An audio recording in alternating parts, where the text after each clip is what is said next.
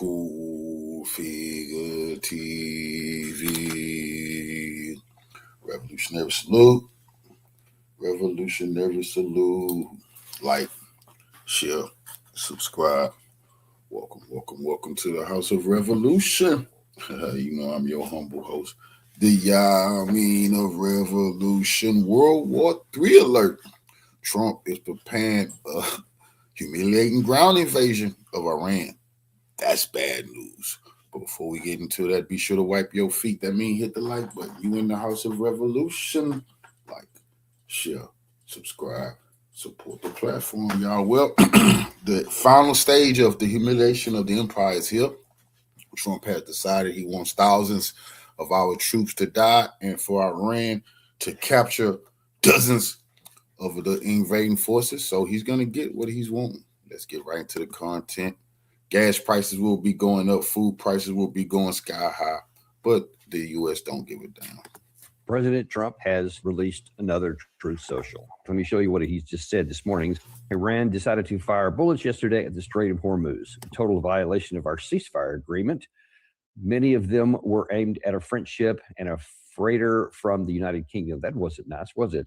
My representatives are going to Islamabad, Pakistan. They will be there tomorrow evening. And then he talks about them. I cut a lot of it out because it was a long post. He just repeats a lot of the things he says all the time. But then the key part is here. We're offering a very fair and reasonable deal when the sides meet in Pakistan. And by the way, according to media reports this morning, the vice president is not on the list. It's only Jared Kushner and Steve Witkoff, which tells you the fact that we're downgrading our contingent shows you how unserious it is, and I doubt that the Iranian side will even participate. He then writes, we're offering a very fair and reasonable deal, and I hope they take it, because if they don't, the United States is going to knock out every single power plant and every single bridge in Iran. No more Mr. Nice Guy. They'll come down fast. They'll come down easy. And if they don't take the deal, it will be my honor to do what has to be done. And one can imagine that he is surrounded by all kinds of people telling him this is exactly right. He keeps repeating that statement over and over about I'm doing what nobody else has done. And in fact, there's been many people on American media for a while now keep saying that, President Trump, he's had the courage to do what nobody else did. And that, of course, eggs him on, because that feeds into his ego, which is like currency for President Trump. And people know that, and they're able to manipulate him pretty easily. Now, he certainly seems to be taking the bait here. And the problem is here, this is not just a personal issue, but when you're talking about he's going to make the decision about whether or how to resume the war and how to conduct diplomacy, it's going to be a problem. So let's take a look at what that's going to mean there. He says that if they don't take the deal, he gave a little bit of an indication of what that meant. Several things in the last, actually yesterday, he said basically they have to give up control of the Strait of Hormuz. They have to have zero enrichment, zero support for their proxies. They have to have limited long-range missiles. And then, of course, he said this about the reprocessed nuclear material they have. If we sign the agreement, then I can give you time somewhere after the signing of the agreement. We'll go in with Iran. We'll go in with Iran, and we will take it together, and we will bring it back, 100% of it, back to the United States. If we don't do that, we will get it in a different form, in a much more unfriendly. Imagine how dumb this man is. I mean, who cares what he's saying now? The U.S. troops, I hate to say it, they're going to get killed and captured. But Iran could have said, okay, come on, send your people. Let's go over here. Let's get this nuclear material from underground. And Trump then would have said, hell no, because they already knew. He just talking. Send your people over there. The Iranians just going to hold a bitch ass hostage. And of course, they're a much more friendly form. So that gives another indication of what he's considering when he talks about going back. It may not just be a bunch of bombing. It may be something on the ground and in the air. In fact, I would argue that the chances are probably pretty high that he's going to do some combination. Most babies are taking steps by now. You don't have a choice. The doctors just didn't feel. Weeks ago, there were members of the 82nd Airborne, U.S. Marines, Special Forces, all kinds of ground forces. There was also A-10 ground attack fighter jets and ground attack helicopters that were also part of this, which are to support ground troops. Seems unlikely that they will have assembled that much combat power, somewhere around 10,000 total troops, and then just have them sit in the desert and do nothing and eventually go home. So now that he's talking about going back in and he specifically mentions the bombing, one would think that it's probably going to be some combination. If he wants to he loves to go splashy and big, and this would certainly be splashy and big. It seems that the idea is to just put enough pressure and stress and destruction and death on Iran that they will finally capitulate to what he wants. But there is no reason to think any of those things will be given up. In fact, we have some recent information here in the last few days from the Iranian side that says, no, in fact, they're definitely not going to do those things. This is Parliament Speaker Ghalibaf, who, of course, was their primary negotiator. He posted yesterday that the Strait is under the control of the Islamic Republic. When a minesweeper came in, we stood firm and confronted him. This is referring to the two U.S. Guided missile cruisers that came into the Strait, or at least reported did, during the first part of the ceasefire. He said, when this minesweeper came in, we stood firm and confronted them. We even went to the stage of engagement. They retreated. In Islamabad, Ghalibaf told the Americans that their minesweepers would be fired upon if they did not move. The U.S. asked for 15 minutes, and it was granted. What does the blockade mean? Everyone comes and goes, but Iran doesn't go. What an incompetent and foolish decision. Is that even possible? If they do not abandon the blockade, traffic in the Strait will certainly be restricted. In this, he was referring to the idea that Trump would take the Strait of Hormuz, open it, get a deal to open it up from the Iranian side, and then keep it blocked in here. Of course, and I showed you the tweet from Abbas Araghchi, where he said, yeah, it's open. About the same time Trump announced his. But the problem is the one from Abbas Araghchi said, according to the terms we have agreed to, and the one from Trump said, our blockade remains. And the Iranians said, then there's no deal, because that's completely bypasses it. And you see Ghalibaf was saying the same thing right there. And they talked about how they were in the midst of negotiations in Islamabad. And that's when he said, the Iranians said, hey, you got these minesweepers in there. They were destroyers. Then you either get them out or we're going to attack them, because that violates the terms of the ceasefire. If you see President Trump is concurrently saying, oh, well, you fired on some boats. That's a violation of the ceasefire. And it was. I mean, everybody's doing whatever they want to do here, according to what their terms is, what they think their power is.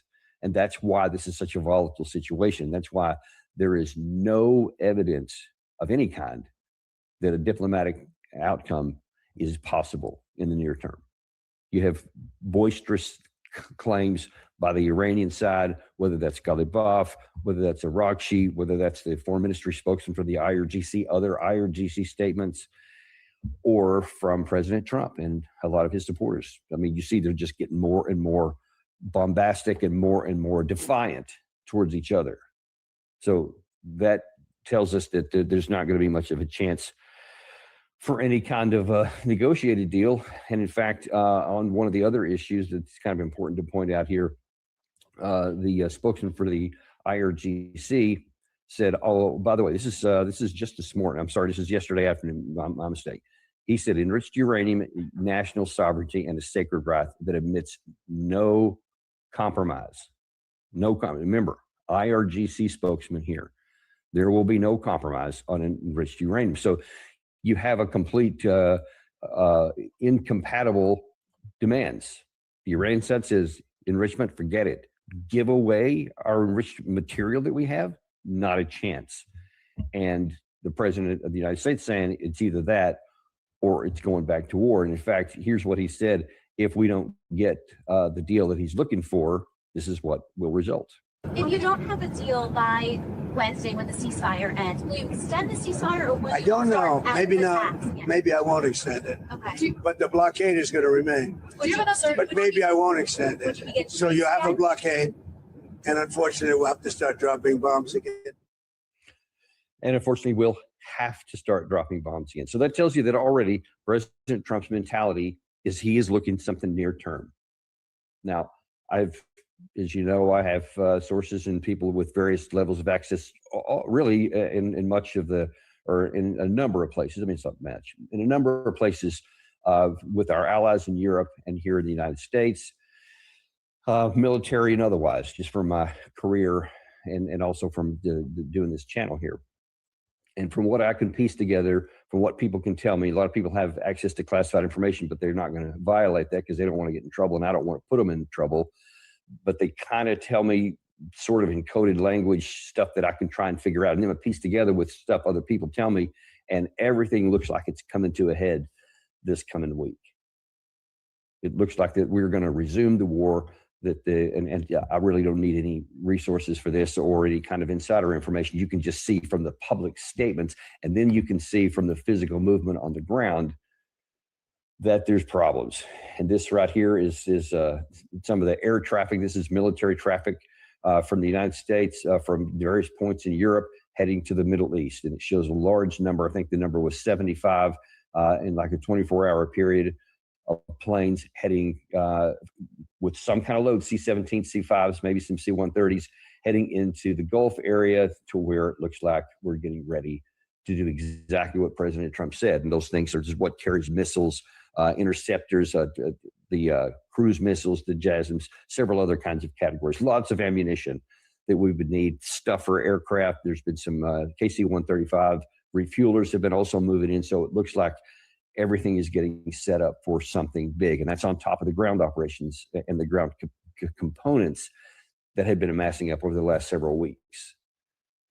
This is bad for the world. It's number one, I don't know what anyone's telling President Trump. This is not going to compel Iran to give in. I mean, if anything, their firmness in sustaining what they're doing and backing up and not giving in anything is more firm now than it's been in their history. I've never seen this level of resolve from the Iranian side, and it's predictable. I called this, I've said it from the beginning, not any kind of brilliant analysis on my part. It's just human nature. We've seen it so many times. Just remember, we always brag about and praise the tenacity of the British during the Battle of Britain in 1939, I think, or 1940, sorry. Did that bring them to their knees? Of course it didn't. It solidified them and gave them steel in their spines that never let up. The same thing has happened in Iran, and it was as predictable as it could be. And now we're seeing it manifest. And so now then you want to say, well, we'll just try harder and we'll put more bombs in and we'll expand the target list, and it won't do anything. They will never give up. It's not hard to figure out.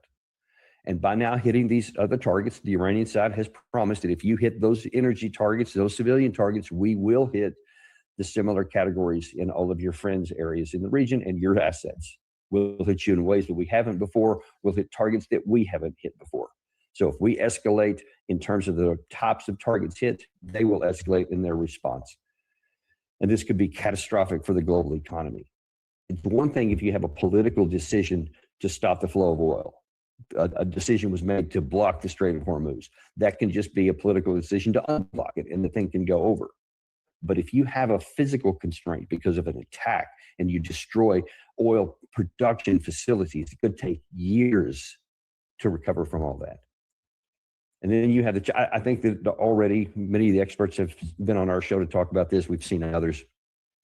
We already have baked in a recession, I think, because even if the Strait opens tomorrow, and it won't, it's going to take months to unwind all the problems here to get the flow even close to being back to what it was before, what the global demand requires. And so a lot of these problems that are going to be baked in, and I've talked about food with fertilizers, et cetera, a lot of problems. That's right now. You take this course of action and you expand the target set and you expand the war and you expand the consequences of the war, we're talking the likelihood then of a depression. And it's unclear how we're going to get out of that one. That's where we are, folks. This is a critical juncture in this whole war so far. If we escalate and take it up another notch, instead of doing the rational, sane thing, the only way that could limit the damage, which is the negotiated settlement on the best terms that we can get, which are going to be ugly, and it's going to require eating a lot of crow and showing some humility that we've never shown. The opposite of what President Trump said an hour ago. So it doesn't leave a lot of optimism and hope. I'm just telling you right now, fundamentals being what they are, it's bad now, and it's going to get much worse if we take this course of action. It will not solve the war. It will not cause Iran to capitulate, and it will raise the cost of failure on our part. That's where we are. Don't forget to tell your friends, the ones that love to listen.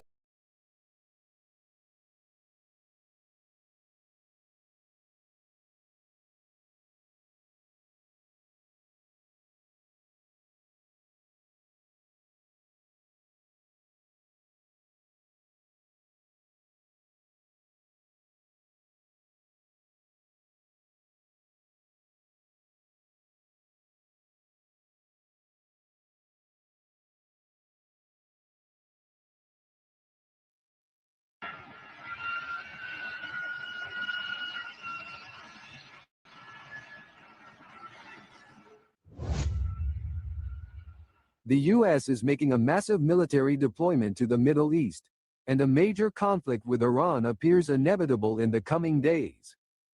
Tracking data on Saturday showed a relentless military airlift, with the beginning of a large-scale deployment of aircraft to the region in recent days, indicating where the situation is headed.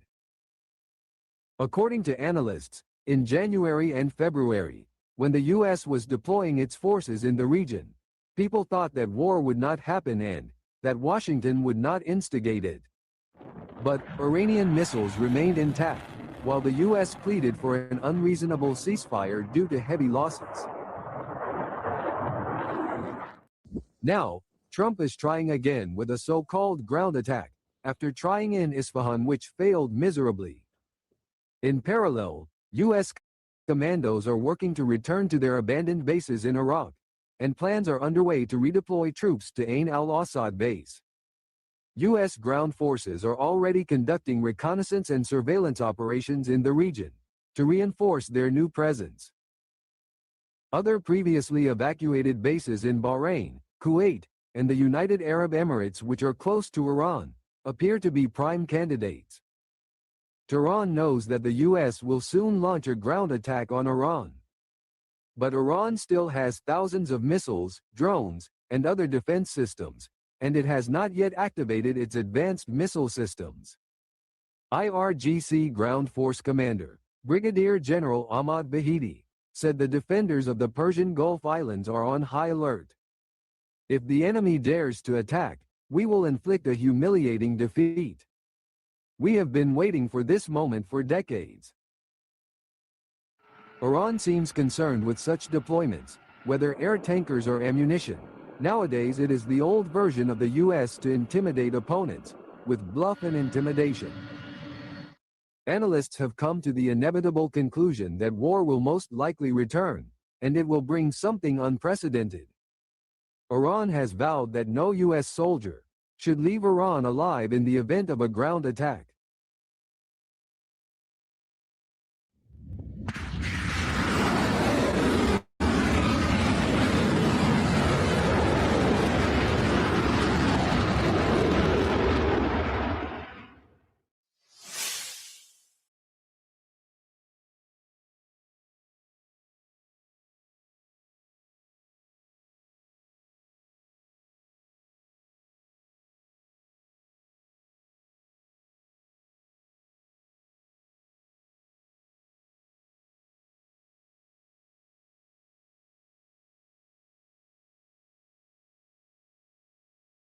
This is the map of the recent American deployment in the region. And if we have a look at this map here, we can see that the majority of the deployment is happening in the UAE, Kuwait, Jordan, most of the borderline areas. Okay, so UAE, they have a dispute with Iran over some of their islands over there, the Tombs, they're called, and Abu Musa. Kuwait is close to Iran as well, and a deployment in the eastern parts of Iraq. We knew that the opposition or the United States had a plan to arm certain opposition groups in the Kurdistan area to have a ground invasion, which failed miserably. As a matter of fact, Trump himself said that they armed them and they eventually didn't go. And UAE wasn't happy with the fact that the war ended. They hope that there's going to be an operation to have their islands that they have a dispute with Iran over.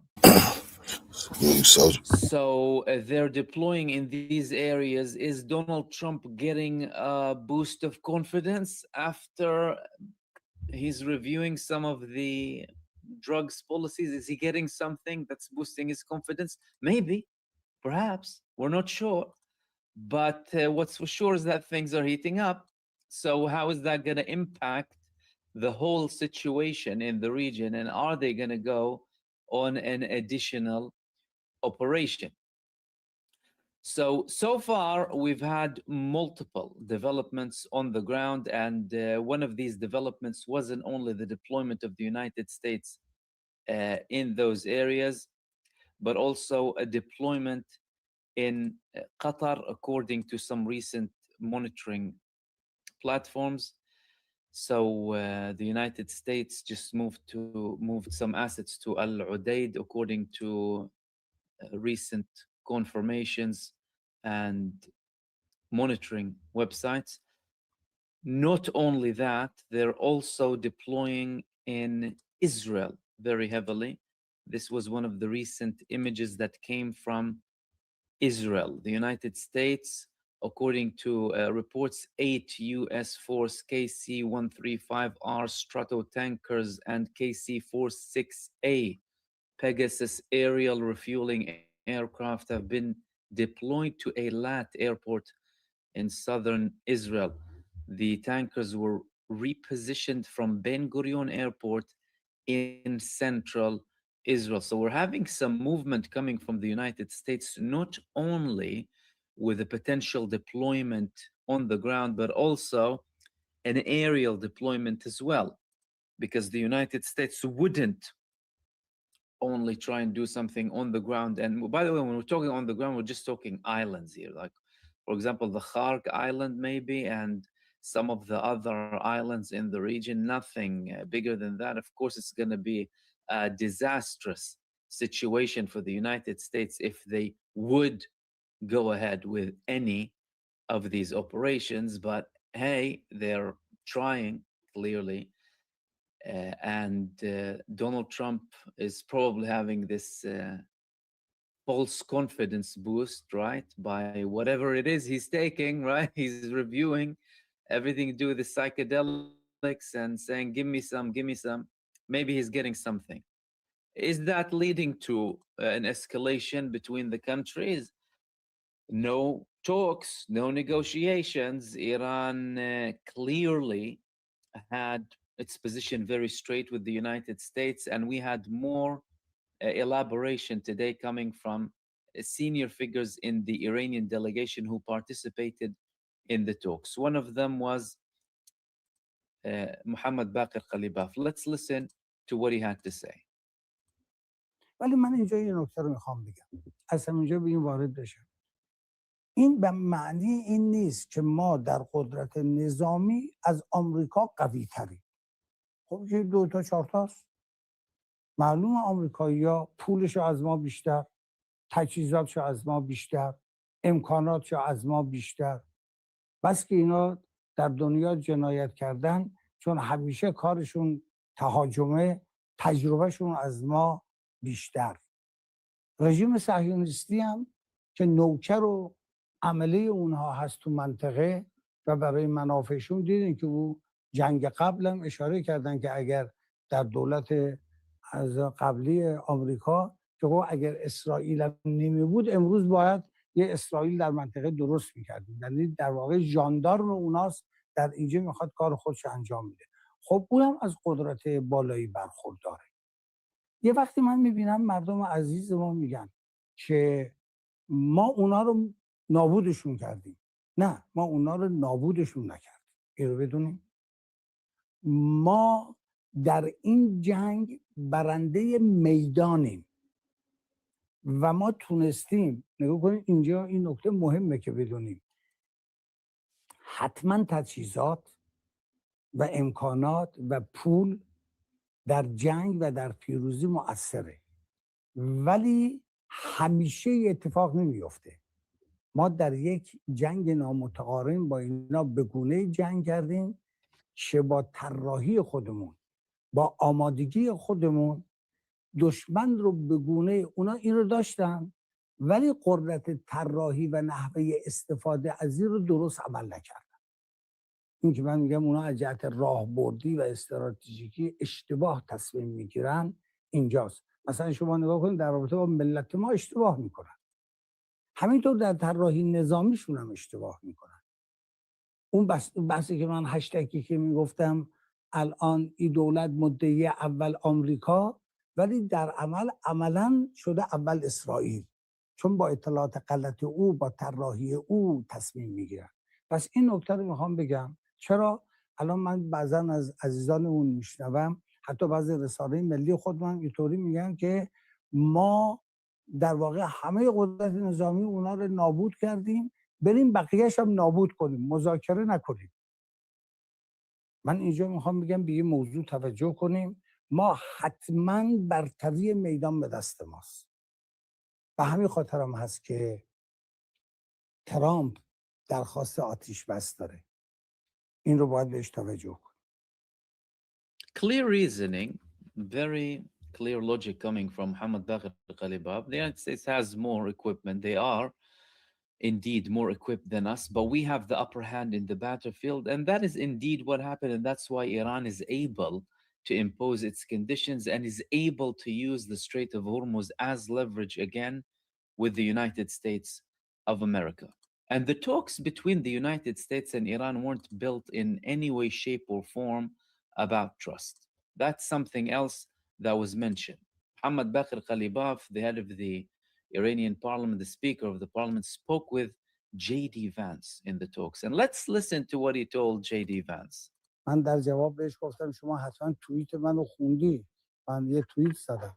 گفت آره. گفتم من در توییت نوشتم که ما هم با حسن نیت داریم میایم اینجا ولی در اوج بی‌اعتمادی. همین الانم که اینجا نشستم جلوی شما در حقیقت هیچ اعتمادی ندارم. شما اولین کاری که باید انجام بدی اعتماد سازی بکنی.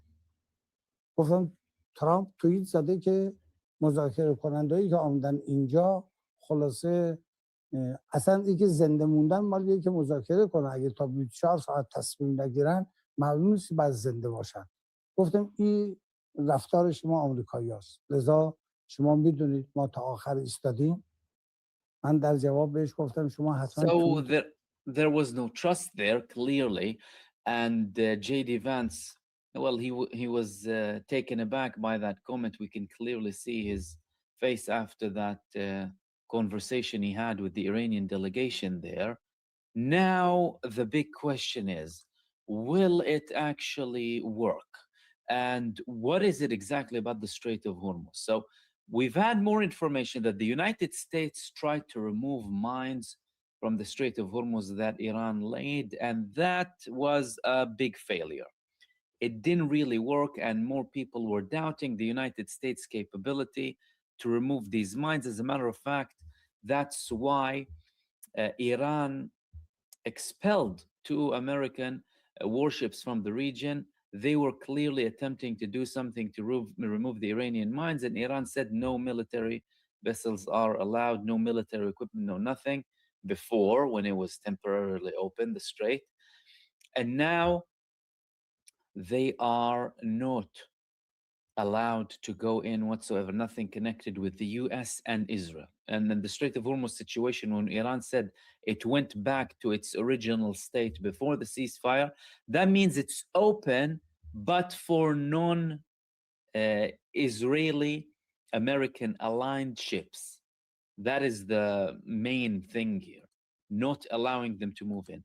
Where does the EU role come here, and why does Trump need some European countries in this? Because some European countries have advanced technology in removing mines, some say more than the United States, and he needs their support. Now, we've been hearing some more European countries talking about securing the passage, securing the safety.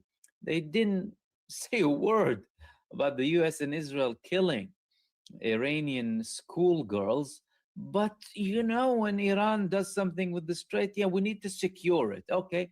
Is that the typical European cover up that is coming to play the dirty work of the United States and the Zionists? Are they preparing something to help them? We had a recent statement by the EU High Representative for Foreign Affairs and Security Policy, Kaja Kallas, who was the VP of the European Commission. She posted this on X. Let's have a look. Under international law, transit through waterways like the Strait of Hormuz must remain open and free of charge. This is what leaders made clear in their call on reopening the strait today. And any pay for passage scheme will set a dangerous precedent for global maritime routes. Iran has to abandon any plan to levy transit fees. Europe will play its part in restoring the free flow of energy and trade once ceasefire takes hold. The EU's Aspides naval mission is already operating in the Red Sea and can be quickly strengthened to protect shipping across the region.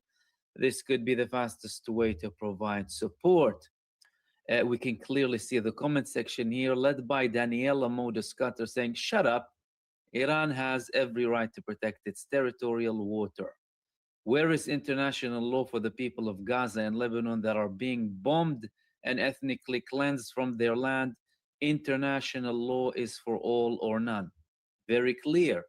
And there was also a statement coming from Iran too, a very interesting one, as a matter of fact, when the Iranian Ismail Baqai, who is the head of the Center of the Public Diplomacy and the spokesman for the Foreign Ministry of Affairs, who said the following. Have a look at this.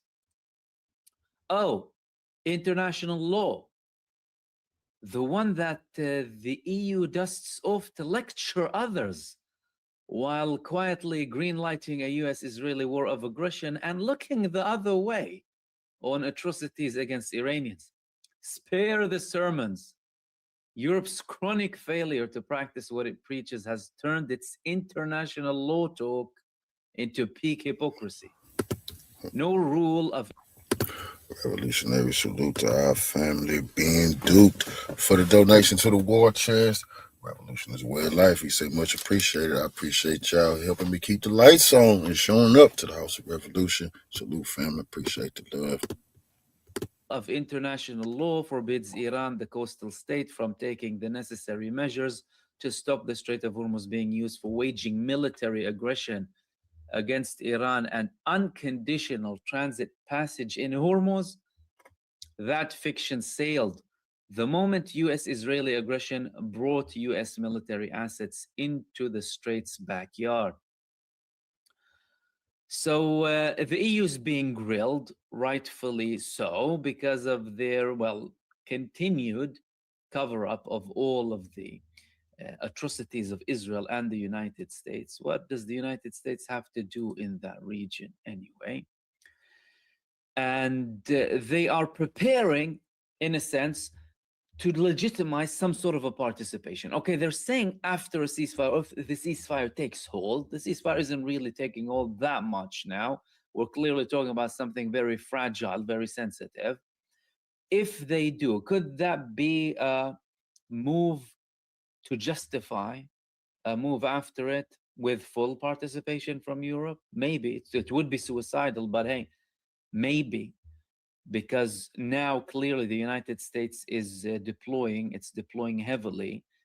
As a matter of fact, there was some additional recent deployment in the Diego Garcia base that is jointly managed by the United States and the UK. The deployment includes 2 Arleigh Burke-class destroyer, one Independence-class littoral combat ship, 1 Bob Hope-class vehicle cargo ship, also assets that were visible from this and other images, 4 KC-135 Strato tankers, 1 P-8A Poseidon MPA, 1 C-5M Super Galaxy heavy lift transport, 2 C-17A Globemaster 3 strategic airlifters, 1 C-130JH tactical transport, and multiple fighter jets. All of this deployment is in the Diego Garcia base that is again managed jointly by the United States and the United Kingdom, which indicates again that they're planning for something here. Although we're technically still in a ceasefire, that is very, very fragile. Now, this situation is becoming a total embarrassment for the United States, especially with the clarifications that are coming from the Iranian side with the delegation. They're clearly stating what happened on the negotiating table. They're telling them that they're moved by Israel. We have all of this evidence. Netanyahu stating that they have been briefing him. But there was also a revelation that was digging at Donald Trump when a radio call that was recorded by the Iranian side and a conversation that they had through the Strait of Hormuz was published. Let's listen to what was included in that chat. Imagine if you could turn any idea in your mind into a perfect, realistic photo. No Photoshop skills. This is Iranian Stephanie calling on channel 16. The Strait of Hormuz is still closed. We will open it by the order of our leader, Imam Khamenei, not by the tweets of some idiot. We will open it by the orders of our leader, Imam Khamenei, not by the tweets of some idiot. that is what the ships that are going through the Strait of Hormuz are listening to when they are so don't give a damn what Trump say. Don't that get is shot the reality playing of with the them. situation on the ground. But in terms of military, in terms of the war and the prospect of that happening again, we just had a very stark warning coming from Iran that if the United States would resume the war against Iran, this time it could be a global war. Let's listen to a recent statement that came from the Iranian commander, Brigadier General Muhammad Reza Naqdi in this video. اگر بخواد دوباره ادامه پیدا کنه این جنگ جهانی بشه. یعنی لایه‌هایی که هستن که قراره که این کارا رو مدیریت کنن روز به روز اینها حضور جدی‌تری پیدا می‌کنن تو صحنه و کما که نه در موضوع نظامی، در موضوع اقتصادی و بحث تنگ هرمز تاثیر جهانی خودش رو گذاشته. نشون داد. یعنی محاسباتشون همه چیز غلط بود. مثلا میگن آقا تصورشون بود که موشک‌های ما تمام میشن. ما دیگه نمیتونیم تولید کنیم. خب شما نتونستید جلوی غزه رو بگیرید. غزه 360 کیلومتر مربعه. ایران 1,780,000 کیلومتر مربع. شما اونجا با چشم غیر مسلح هم از این ور غزه که بایستی اون ور غزه رو آخرش میبینید، ساحل دریا رو میبینید. اونجا رو نتونستین کنترل کنید، زیر همون چشماتون موشک ساختن. حتی تا 1 سال بعد از شروع جنگ موشک میساختن اونجا تا وقتی که برق بود و امکاناتی بود. حالا شما این کشور این موضوع کنترل کنید که مثلا چند تا سایتش رو زدید موشک نسازه. من به شما قول میدم اگه جنگ رو دوباره شروع کنم موشکایی که بزنیم که تاریخ سریالش و شمارش مال اردیبهشت 1405 باشه. Very clear coming from Iran. If this war resumes, we could be talking about something that would be a global war. Iran will be using some of the missiles that it produced last month, indicating that they were continuing the production, not that they ran out of the previous missiles, but the production capability is still continuing. That is something very important. We've had multiple confirmations and statements from Iran that the production capabilities, and on the ground it has been proven, the production capabilities were exceeding the usage capabilities of Iran, whether it's to do with the drones or the strategic missile capabilities. And that is something very significant and an equation-changing situation with Iran and the United States that is clearly running out of many of its missiles, likewise with Israel. So a global war, can it be actually a global war? Firstly, with Iran, in essence, we're talking about a deployment that could lead to a wider war. The war itself was already beyond Iran's geography. It was already a West Asian war. Iran immediately broke all of the barriers that were considered to be red lines before, that the United States and Israel didn't think Iran would cross. But because they crossed black lines in Iran, Iran started to target every American asset regardless of its position. Rightfully so, by international law, they are entitled to attack the source of any attacks that come against them, especially in the form of American installations and assets that are used to commit these war crimes against Iran. So it was already not in Iran only. American bases all across the Gulf were attacked. Israel was attacked. A British base in Cyprus was attacked. And Iran said that if this resumes, it could be even more. Towards the end of the war, Iran said that it could also increase the scope of attacks, which could indicate that the Mediterranean would be included this time. Attacks on the Israeli ports, for example, or attacks on ships linked with the US and Israel in that area through the Lebanese resistance or the Yemeni or Iraqi resistance. It doesn't necessarily have to be Iran directly. And the fact that if the war resumes, all fronts will be open. That is something very important. If all fronts are going to be open, then the scope of attacks and the capability of these attacks will be much greater. Is it going to happen? That is the main question here out of all of this. And is the United States going to be in a situation where it would make the mistake of attacking Iran again?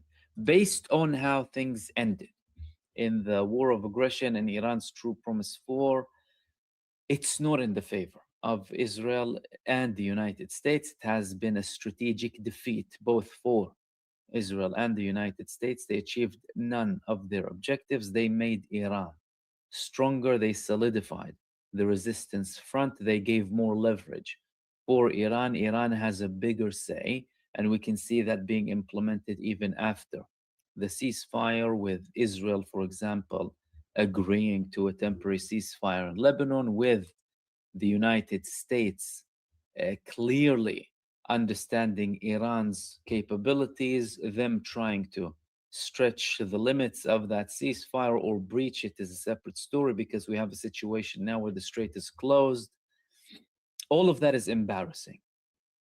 Now, the solution for Trump would be an image of victory. He hasn't been able, although he tried very hard, to have this image of victory by saying we had a regime change, by saying we destroyed their navy, all of their army, everything. Back in 2025, he said we destroyed their nuclear project, and people were like, well, why'd you attack them again anyway? Because they didn't want nuclear bombs. But he needs something that would give him a bit of a boost to show that the United States has the upper hand, perhaps get a coalition to manage the strait as he's trying to portray this now. Some European voices entertaining the idea of the safe transit, by the way, because the United Kingdom was participating in the genocide cartel in the Red Sea with the United States under the excuse of safe passage and freedom of flow of goods, when the reality is they were covering up the fact that they were supporting a murderous genocidal entity. And now UK shipments were held in Belgium because they were transporting military assets to Israel without the right declaration. So we have a situation where there is an interest with some of the European countries to participate. On what scale, at what level exactly, that's still not determined. But Donald Trump and Benjamin Netanyahu both still have it in for Iran. They have been hit really hard, and they want to try and get back some of that image of victory back if possible. And they could potentially do that with another aggression. Right now, misinformation spreads faster than facts.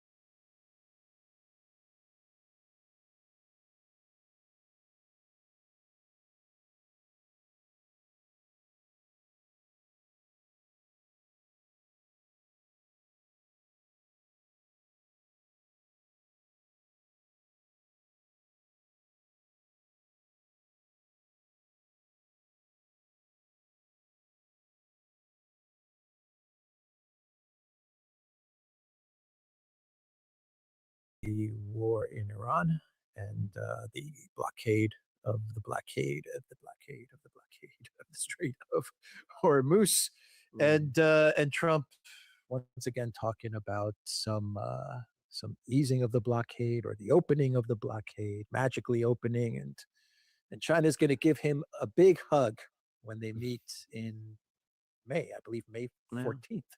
Trump is set to visit Beijing, and no more weapons from China to Iran is what the U.S. president claims. He's sorted it all out. The art of the deal. What's going on? Well, it's interesting that he's increasingly talking about China, because China is indeed becoming much more heavily involved now in the whole conflict. But just briefly, on this situation, we still have this ceasefire in place, though it ends next week. There is still very tight control by Iran of the Strait of Hormuz. I've given up trying to work out what's happening with the American sea blockade, whether it's working or not working. There's so many stories about this from different people that I'm not sure whether ships are leaving Iran and going to China or not.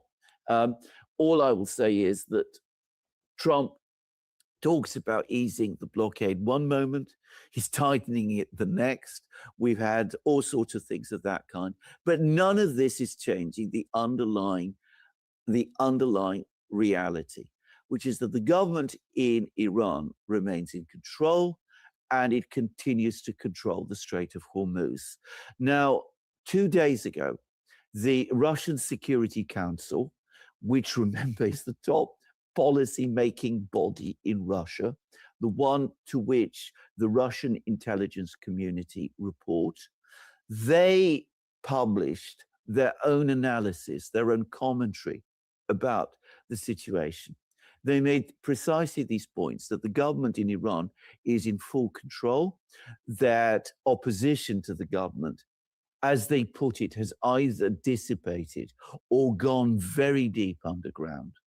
In other words, that it is unimportant now, that the Iranians still control the Strait of Hormuz, that nothing therefore has been resolved, and the Russians say that this situation is unstable, that the United States is unreconciled to this situation, that if negotiations between Iran and the United States fail, there is a high probability that the United States will intensify the war, and this could take the form of some kind of ground operation, and that more troops are being moved by the United States to the Middle East and are being potentially prepared for that.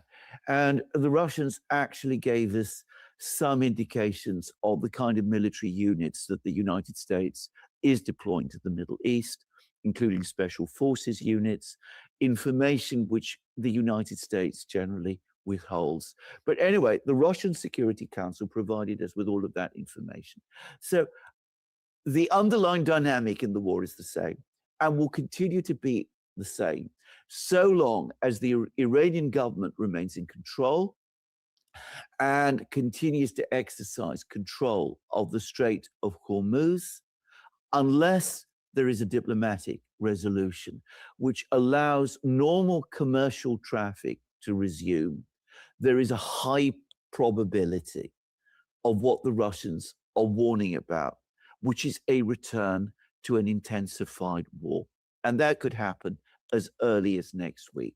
I don't think that anybody who is observing what is going on is going to seriously argue with this analysis. And to repeat again, it's come from the very highest, best informed levels of the Russian government. And of course, Russia is a great power. It has sources of information which no media outlet can conceivably have. So that is the actual situation at the present time. Now, go on. No, I was going to say, isn't that where we were Isn't that the purpose of the whole 2-week ceasefire anyway, was just kind of to regroup? Yes. Well, that's essentially what the Russians actually, the commentary actually says as much, that the negotiations may not be for real anyway, even they're very, very strong. The Iranians send a very strong delegation there. But that the real purpose of the ceasefire was to move forces. And interestingly, the Russians are saying this is something that is being done by both sides. Both the Iranians and the Americans are preparing for the next round. Do you think the ceasefire, from a military standpoint, strategic standpoint, do you think it was a good idea for both sides, the 2-week pause? I mean, did both sides need it? I think the Americans probably did need it. I think what was happening is that the Americans were running short of precision weapons. And they anyway have to rethink their plans because none of their plans up to now have worked. And so they needed time to rethink and redeploy and send more forces to the Middle East. I think the Iranians, the calculation here was somewhat different. I think the Iranians probably wanted to harden their infrastructure. They've used the time to reopen some of the tunnels that the Americans bombed the entrances to. They needed time to do that. But the word is that the Iranians had to be talked into the ceasefire by China. And China is now very active. It is being very active diplomatically. Lavrov, the Russian foreign minister, was invited there. He's met with both Wang Yi, the Chinese foreign minister, and Xi Jinping himself. Xi Jinping has had a meeting with the Crown Prince of Abu Dhabi, who is, by the way, the effective power in the UAE, just saying.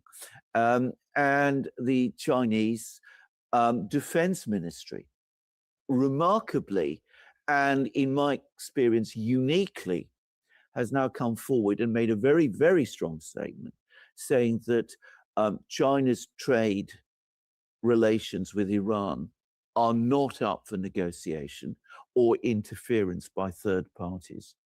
And bear in mind, this comes from the Chinese Defense Ministry. I mean, they were clearly hinting that if the Americans start to see ships carrying oil from Iran to China, then China will act. We're not quite sure how, but given that China has the largest navy in the world and now has aircraft carriers and destroyers, missile destroyers, probably as advanced and perhaps maybe even more advanced than the American ones. I mean, you know, if the Chinese do decide to send a fleet to the Persian Gulf, or rather to the Arabian Sea, well, this is going to complicate matters massively. And then, by the way, we would definitely be in Cuban Missile Crisis territory. We would have a superpower standoff, which we've not seen on that scale, arguably since 1962. Now, we're not there yet, and I'm not sure that that is what the Chinese are planning to do. But they're giving out warnings, but they're at the same time trying to push negotiations. And they are backing Pakistan. And the Pakistani chief of staff, the military chief, who is the effective ruler of Pakistan, by the way, just to say, he's just traveled to Iran to meet with the Iranians. And I think he's the first foreign visitor to go to Tehran since the start of the conflict. And the Iranians, again, to demonstrate that many of the claims that have been made from the United States about the damage that Iran has been suffering. The Iranians, in order to demonstrate that some of those claims are simply untrue, they put up a show of force. They sent up fighter jets, MiG-29s and F-4 Phantoms to provide an escort to his aircraft as it flew into Tehran. I don't think the Iranian Air Force is a major factor in this war, but Trump said it doesn't exist. Well, it obviously still does. How do you get to to a diplomatic solution in all of this when the one party that can actually agree to some sort of a solution with Iran refuses to agree to a solution with Iran and wants to continue the war, and that party is Israel. Because there's three parties to this war, right? There's the United States and Israel, and then there's Iran. Yeah. And so you have this 2-week ceasefire between the United States and Iran, and you have these negotiations, and you have Vance on one side, Arachi, Galibaf on the other. With Vance, you have Kushner and Witkoff. Now there's a belief that perhaps Kushner was there representing the Israeli interests, maybe. Yeah. I mean, he's Trump's son-in-law, but who knows? Who knows what Kushner's role is in all of this? He seemed to be very fine with the fact that the negotiations failed, that they broke down, at least by the images that have been released. I don't know that I'm looking at the body language. I could be off about that. But I mean, if you really want to solve this issue, then obviously you have to get an agreement, not only from the United States, but also from Israel, right? Well, indeed. I mean, that's just how I see it, because this is a three-party war. Because when you look at according to the New York Times, what they outlined as the differences between the uranium enrichment, it seems like it's a really easy thing to solve. U.S. wanted 20 years, Iran wanted 5. You can split the difference. The U.S. said, give us all the uranium. Iran says, we'll dilute it. You can figure that out as well. Even Russia, Peskov has said that Russia has offered to take the uranium and continues to offer to take the uranium, and the Trump administration continues to reject it. So Russia's providing an easy off-ramp as well, which the Trump administration continuously rejects, which to me signals that they want to continue the war, or that Trump is not being allowed to take an off-ramp if you assume that he wants an off-ramp or even has the power to make that decision. I mean, the uranium, which they say is what is holding up any kind of peace, is so freaking easy to come to an agreement on. Very easy. So what's the problem here? I totally agree. And I'm glad you brought all these points out. The whole question of uranium enrichment by Iran is a complete mirage. It's a side issue. This problem could have been solved years ago. They could have built on the JCPOA, which had its faults. It was not a perfect agreement by any means, but it could have been built up on and developed. There's been all sorts of proposals that have been floating around for at least a year, some from the Russians, some from the Iranians themselves, some from the Omanis. This is not the problem. The problem is that in Israel and on the part of some very powerful people in the United States, the intention, the objective all along has been regime change in Iran. Just the other day, very short time ago, the head of Mossad, Mr. Barnea, actually said as much again. He said that for Israel, this war will not have ended successfully if the present political system continues to retain power in Iran. Now, when something is pitched at that level, that makes any kind of diplomatic resolution of this conflict extremely difficult. Now, you can't, well, not just difficult, it makes it impossible, because how can the Iranian leadership, in effect, agree to negotiate away its entire existence, especially given that one must assume that some of the leaders, at least, sincerely believe in the religious basis of the government of Iran that exists today. So, I mean, it's not something that the Iranians can ever agree to negotiate away. So that narrows massively the options for a diplomatic resolution. Now, there are only two possible ways forward. One is that there is a big swing in the United States against this, that the economic costs become unbearable. That appears to be the Iranian calculation, that the Americans finally decide that they're going to split from the Israelis over this. Israel cannot defeat Iran by itself. It cannot force regime change in Iran by itself. It needs the Americans involved. So if the Americans say enough's enough, it ends now, well, Israel may be incredibly unhappy. They may complain, but they can't change it. So that might be one possible way. But of course, we all immediately, just to discuss those possibilities, we run into all sorts of problems, because there will be huge numbers of people, important, powerful people in the United States who would strongly resist taking that course. And one of them, I suspect, is the president himself. So that makes a negotiated resolution between Iran and the United States extremely difficult. The other course, which is the one that I think the Chinese are now working on, is a completely different one. I personally think it is unworkable, but the idea seems to be to get the Iranians and the Gulf states to come together, to agree a deal of some kind between them, to sideline the Americans and the Israelis, and to develop some kind of agreement which will then receive guarantees from interested parties from China, Russia, Pakistan, and Turkey. Now, I don't myself believe that this is a viable way forward, because again, the Americans will resist it and the Israelis will resist it. And I think that whatever happens, the United States will always retain enough influence and enough power in the Persian Gulf to act as effective spoilers for anything of that kind.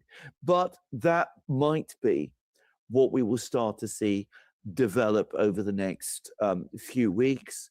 And it may be also that the Chinese doing this is going to escalate pressure on the Americans, because the Americans will not want to be sidelined in peace talks, and they won't want any kind of deal done that could increase Chinese influence in the Middle East. The Chinese do also have their own levers. They can stop exports of rare earths. I heard about 2 weeks ago, 3 weeks ago now, that they've actually already begun to slow down exports of rare earths and of other strategic minerals, and they can do all kinds of other things. But in the meantime, that seems to be their major priority, the diplomatic one that I've just talked about. That would need serious buy-in from the Gulf states. I mean, they would have to effectively ditch the United States, which I think is going to be an impossible. I think so. Yeah, I think so. I mean, the Saudis, MBS, who one should never trust, not as far as one could throw him. Anyway, a major Saudi official spoke about how Saudi Arabia has been let down by the US, that it isn't provided the protection that the Saudis and the other Gulf states expected, that it's time for them to look for new protectors. To me, I have to say, that looks more like a message to the Americans than a sign that they're really buying into with the Chinese. I mean, that's how it looks. I think they want to destroy Iran. Yeah. The Saudis and UAE, I think they're absolutely. They want this war to continue until they destroy Iran. Absolutely. Yeah. The trouble with that is destroying Iran is proving far more difficult than they believed, than they'd assumed. The United States has proved less effective in achieving it than they expected.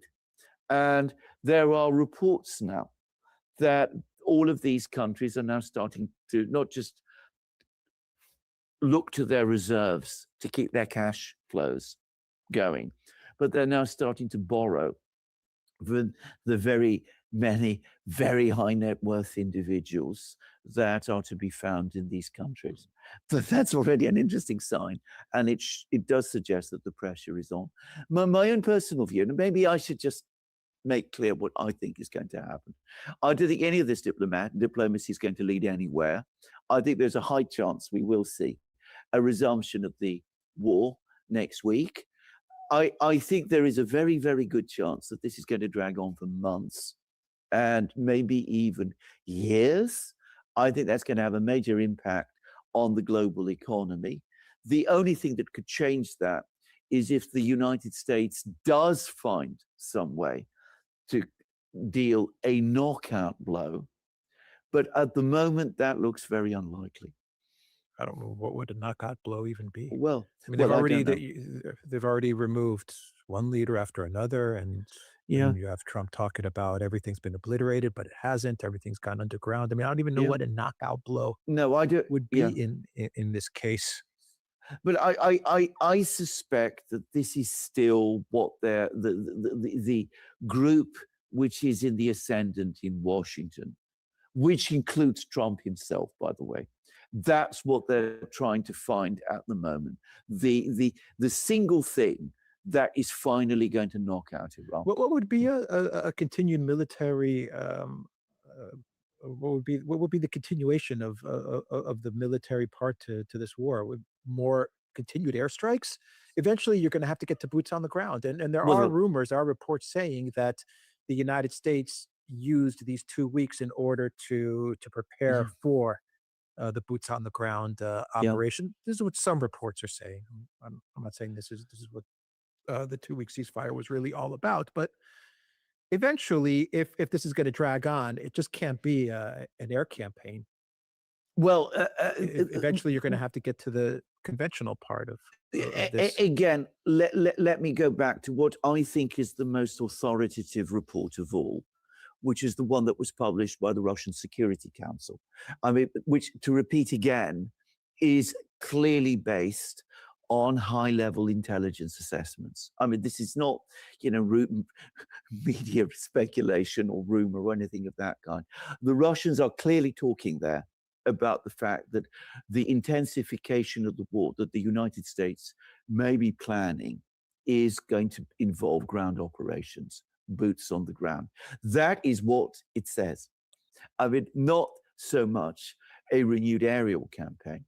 The problem with boots on the ground, well, we've talked about this many times, it also carries enormous risks. And we did recently this program with Jim Webb, in which Jim Webb discussed the rescue mission near Isfahan for the Navigator, the heavy aircraft losses that the United States experienced over the course of that operation. It suggests that the Iranians are indeed able to counter ground operations. So I also believe that that is more likely than a return to airstrikes or a missile campaign. The problem is that it might also prove well, not just unsuccessful, but a failure. And of course, a failure of a ground operation by the US military. I mean, the political implications of that are simply awesome. And how the United States, how the American people, how the American political class, how the leadership of the American military would react to something like that. I mean, it's very difficult to imagine it or to guess what it would be in advance of it happening. Yeah. All right. We'll end the video there. TheDuran.looks.com. We're on X, we're on Rumble, we're on Telegram. We're also on Substack. Go to the Duran shop, pick up some merch. All those links are in the description box down below. Take care.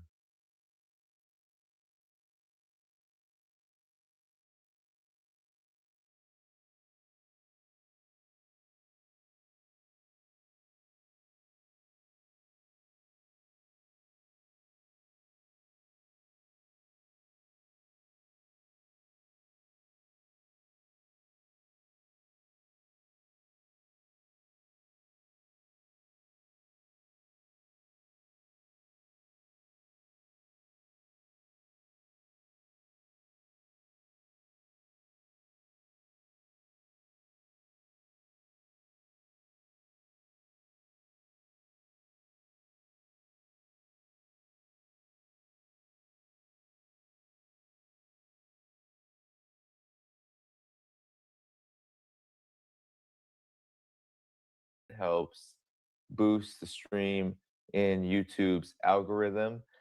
So, okay, Professor Marty, let's get started. A lot has been happening. So, over the last 24 hours, we had Iran clarify through concerted action in the Strait of Hormuz, turning back ships, stating very publicly, directly to the United States that its naval blockade that has continued is a violation of the ceasefire, and therefore the Strait of Hormuz is not just being the control that Iran had over the Strait of Hormuz was not really questioned or challenged in this time, but Iran essentially said we are not going to open it up more for additional oil tankers. We are going to keep strict control over it and turn back every single ship that we believe it is deemed hostile and or an important element to gaining leverage over the United States. Now, Trump has answered back saying that if Iran doesn't stop this and if Iran doesn't come to the table,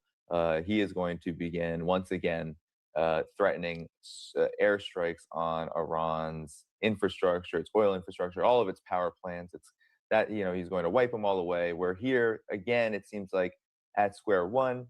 So Iran has answered the U.S. naval blockade with a pretty hard hit because there was a lot of hopes that the Strait of Hormuz was going to be reopened now that there's a ceasefire in Lebanon.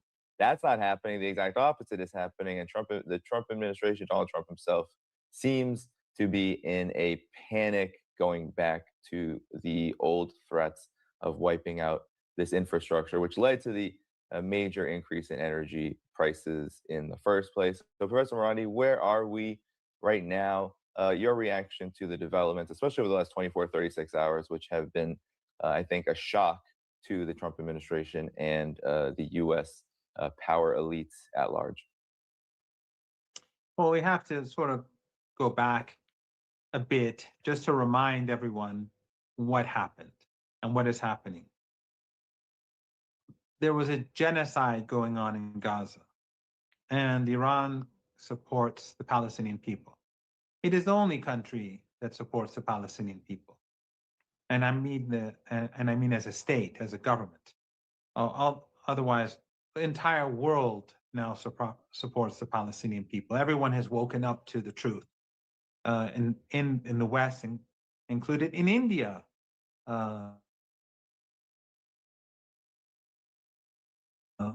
There too, the mood is shifting away from this genocidal and illegitimate regime. So the United States wants to help the the Israeli regime take the region, control the region. We saw that from the U.S. ambassador's interview with Tucker Carlson when he said if Israel takes the entire region, then that's fine with the United States. So we're facing an expansionist regime that's genocidal, that's ethno-supremacist, that it considers itself to be a master race, a chosen people, and everyone else to be subhuman. And the United States and the West and the Europeans, they fully support this. The Australians, the New Zealand, and so on.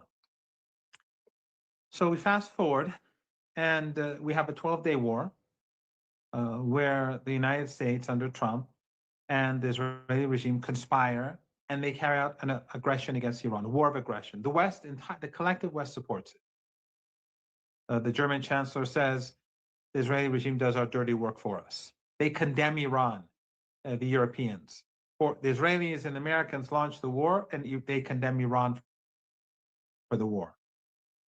So, but Iran does not strike back at these Arab dictatorships, except for once at Qatar, because the Americans, Qatar was symbolic of CENTCOM. It is where CENTCOM is. And so after the Americans bombed Iran, Iran bombed the American base in Qatar. But these Arab dictatorships, they've been complicit in conspiring against Iran for decades. I mean, in 1980, when the West pushed Saddam Hussein to invade Iran, gave him chemical weapons, these family dictatorships in the Persian Gulf funded Saddam Hussein. And ironically, when the Americans wanted to invade Iraq, they all helped the Americans invade Iraq. and they hosted US forces.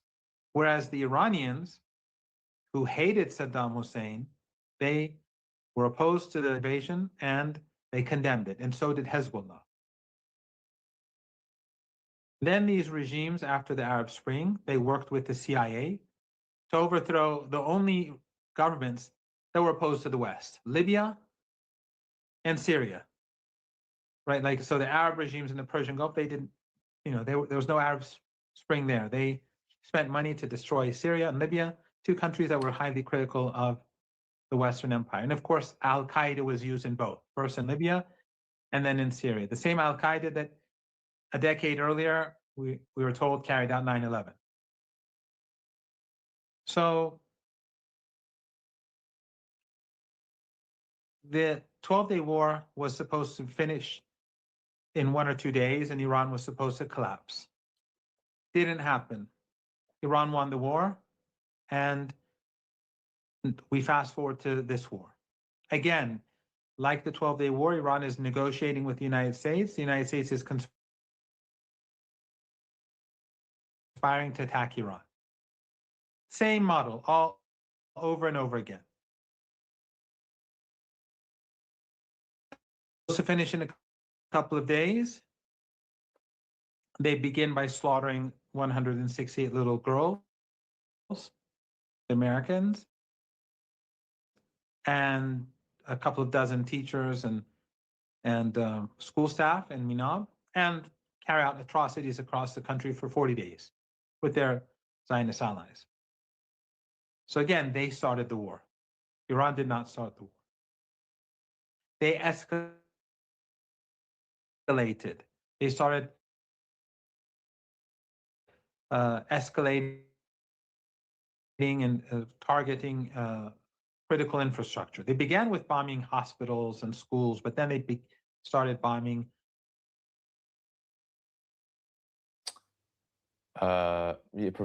Unfortunately, Professor Marandi, we're having some lag gas issues. Can you hear me? Okay. Installation. And then Iran escalated. So every step of the way, they escalated. And every step of the way, these Arab family dictatorships were with America. Professor Marni, can you hear me okay?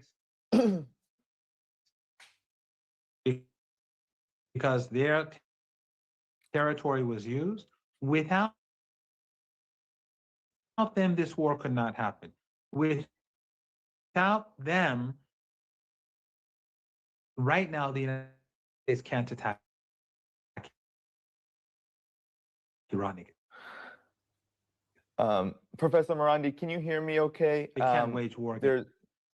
There's a lot of against Iran without Saudi.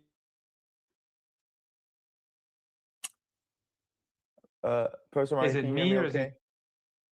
I'm hearing. I think Professor Marandi, we're having some. I think we're having some audio issues. It's slowed down quite a bit. I think it's yeah, it might be on your end. I don't know if you're able to.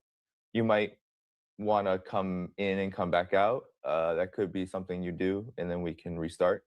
But I can and I can wait here if you want to reload, and I'll be right back. And we and only the American base during the 12-day war.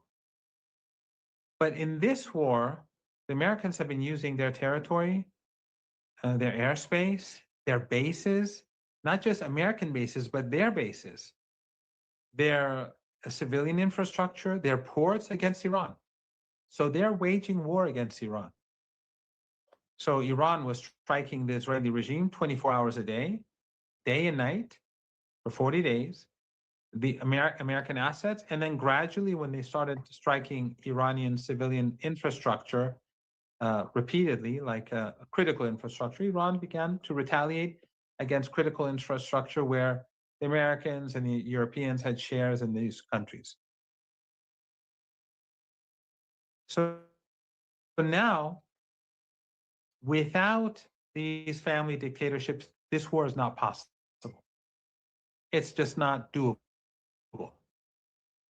They need their airspace. They need their air bases. They need their land to wage war. So what is going to happen? As soon as the Americans strike, Iran is going to strike back. It will strike back and strike back hard. And from where I'm viewing things, I think that we are finally going to reach the point where the world moves towards a global depression. Because I do not see at all, I don't see the slightest the slightest chance that Iran will to accept U.S. demands. And I have no doubt that the United States will not be able to defeat Iran. But what the United States will probably do is that it will try to devastate the country. And which just shows how genocidal the United States is. It just shows how genocidal the collective West is, because Trump has been making genocidal statements about Iran for many days now, for weeks.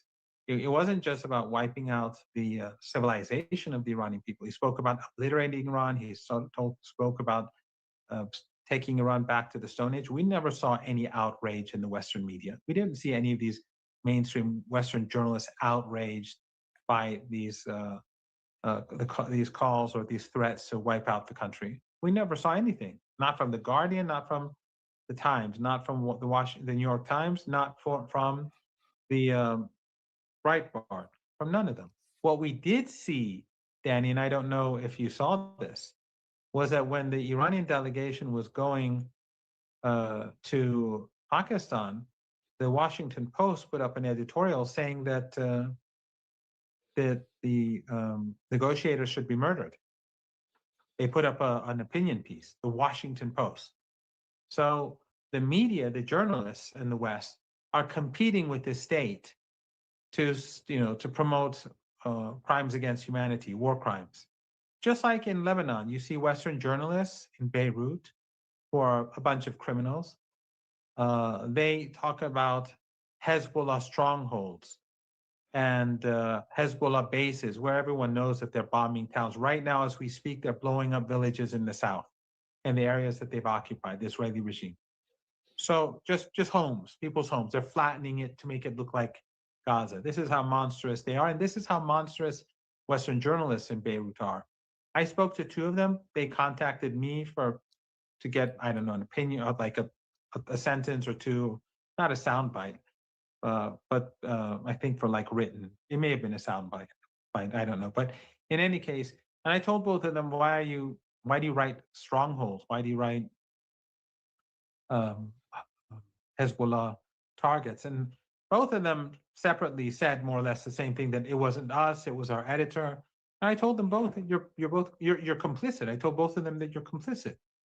It's in your name, so you're a war criminal, just like your editors, just like the owners of your media outlets, and just like Netanyahu. There's no real difference between any of you because you're part of the apparatus that helps enable these crimes. So the the Washington Post was calling for the assassination of the negotiators while they were in Pakistan.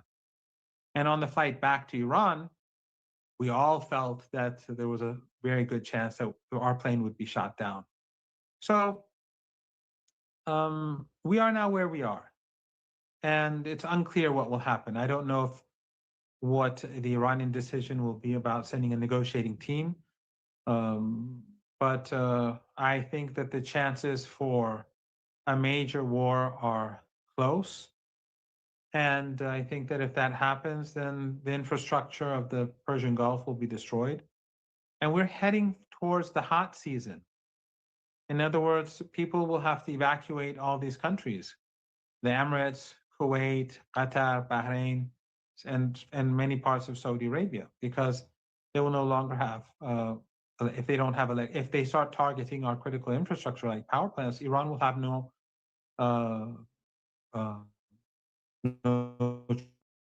choice but to retaliate, because these countries are part of the war.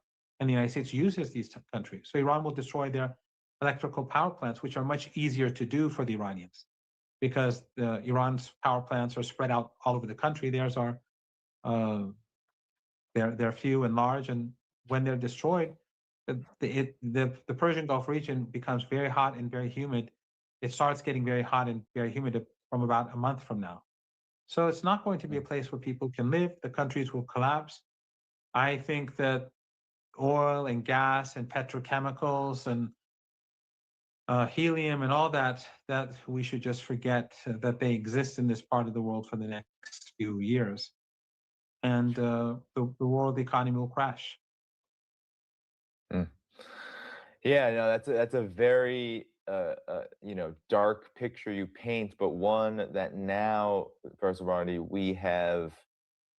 At one point, we could say, well, this is quote unquote hypothetical, but we've already been at war. I mean, the United States and Iran have already been at war, and we saw Iran's response. It was very measured, but it was severe, and it had an escalation ladder to it.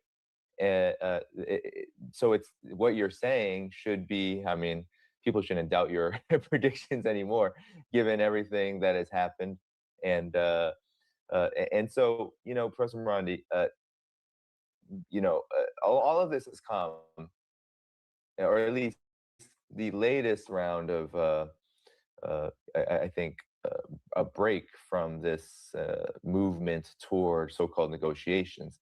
It's all come from the United States. The United States still, right as Iran did a goodwill gesture around the Lebanon ceasefire, saying it would begin the process of giving permission to more tankers to come through the Strait of Hormuz, easing some of the pressure. Let me explain that.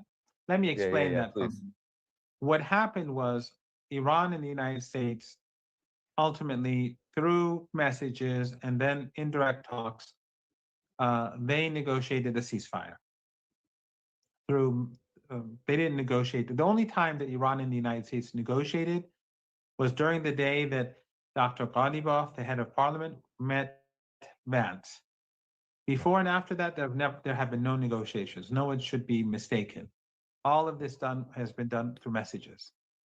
Now, what happened was that there was a ceasefire. Why was there a ceasefire? Initially, the Americans, Trump was saying unconditional surrender. Then that didn't work out. Then they said Iranian missiles and drones are running out. That didn't happen. Iranian firepower increased. Ultimately, the United States put forward, I think on day 34 maybe, or 36, I don't remember, put out that 15-point plan. Iran rejected it. Then Iran put out its own 10-point plan, and Trump accepted it. He accepted to negotiate, to have the negotiations, so it to be the focus of the negotiations. And of course, Trump didn't do that because he's dishonest, and that's something that the Iranians expected. But in any case, that's what led to the ceasefire, that the Americans had to evolve their position to accept the Iranian 10-point plan, which is a very reasonable plan, for the basis of negotiations. Then the ceasefire, in the ceasefire, there was supposed to be an end to the fighting, especially in Lebanon, because the fighting was very heavy there. The Prime Minister of Pakistan said Lebanon is a part of the ceasefire, and then Netanyahu went and carpet bombed Lebanon. He carpet bombed it, slaughtering people, hundreds of people in 10 minutes. Just women and children and ordinary people in all neighborhoods, not even sympathetic to resistance in some of those pro-Zionist neighborhoods where you have the Lebanese forces and other sinister groups funded by the West. Why? Because Netanyahu did not want the ceasefire. So Iran was supposed to open up the Strait of Hormuz to unfriendly ships. Because why unfriendly ships? Because these 5 regimes, they are part of the war. So Iran allowed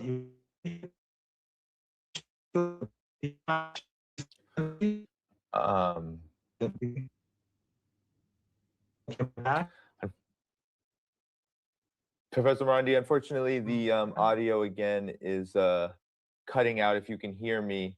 I can hear you. Okay, good. I just wanted to. So the Iranians opened up the port, but Trump said, I'm preserving the siege. right? So Iran said, well, if you're going to keep the siege in place, that's a violation of the agreement. That's a violation of the ceasefire. So we are going to, again, go back to restricting ships from leaving the Strait of Hormuz. So the ceasefire was first violated by the Israeli regime, and then it was violated by the Trump regime.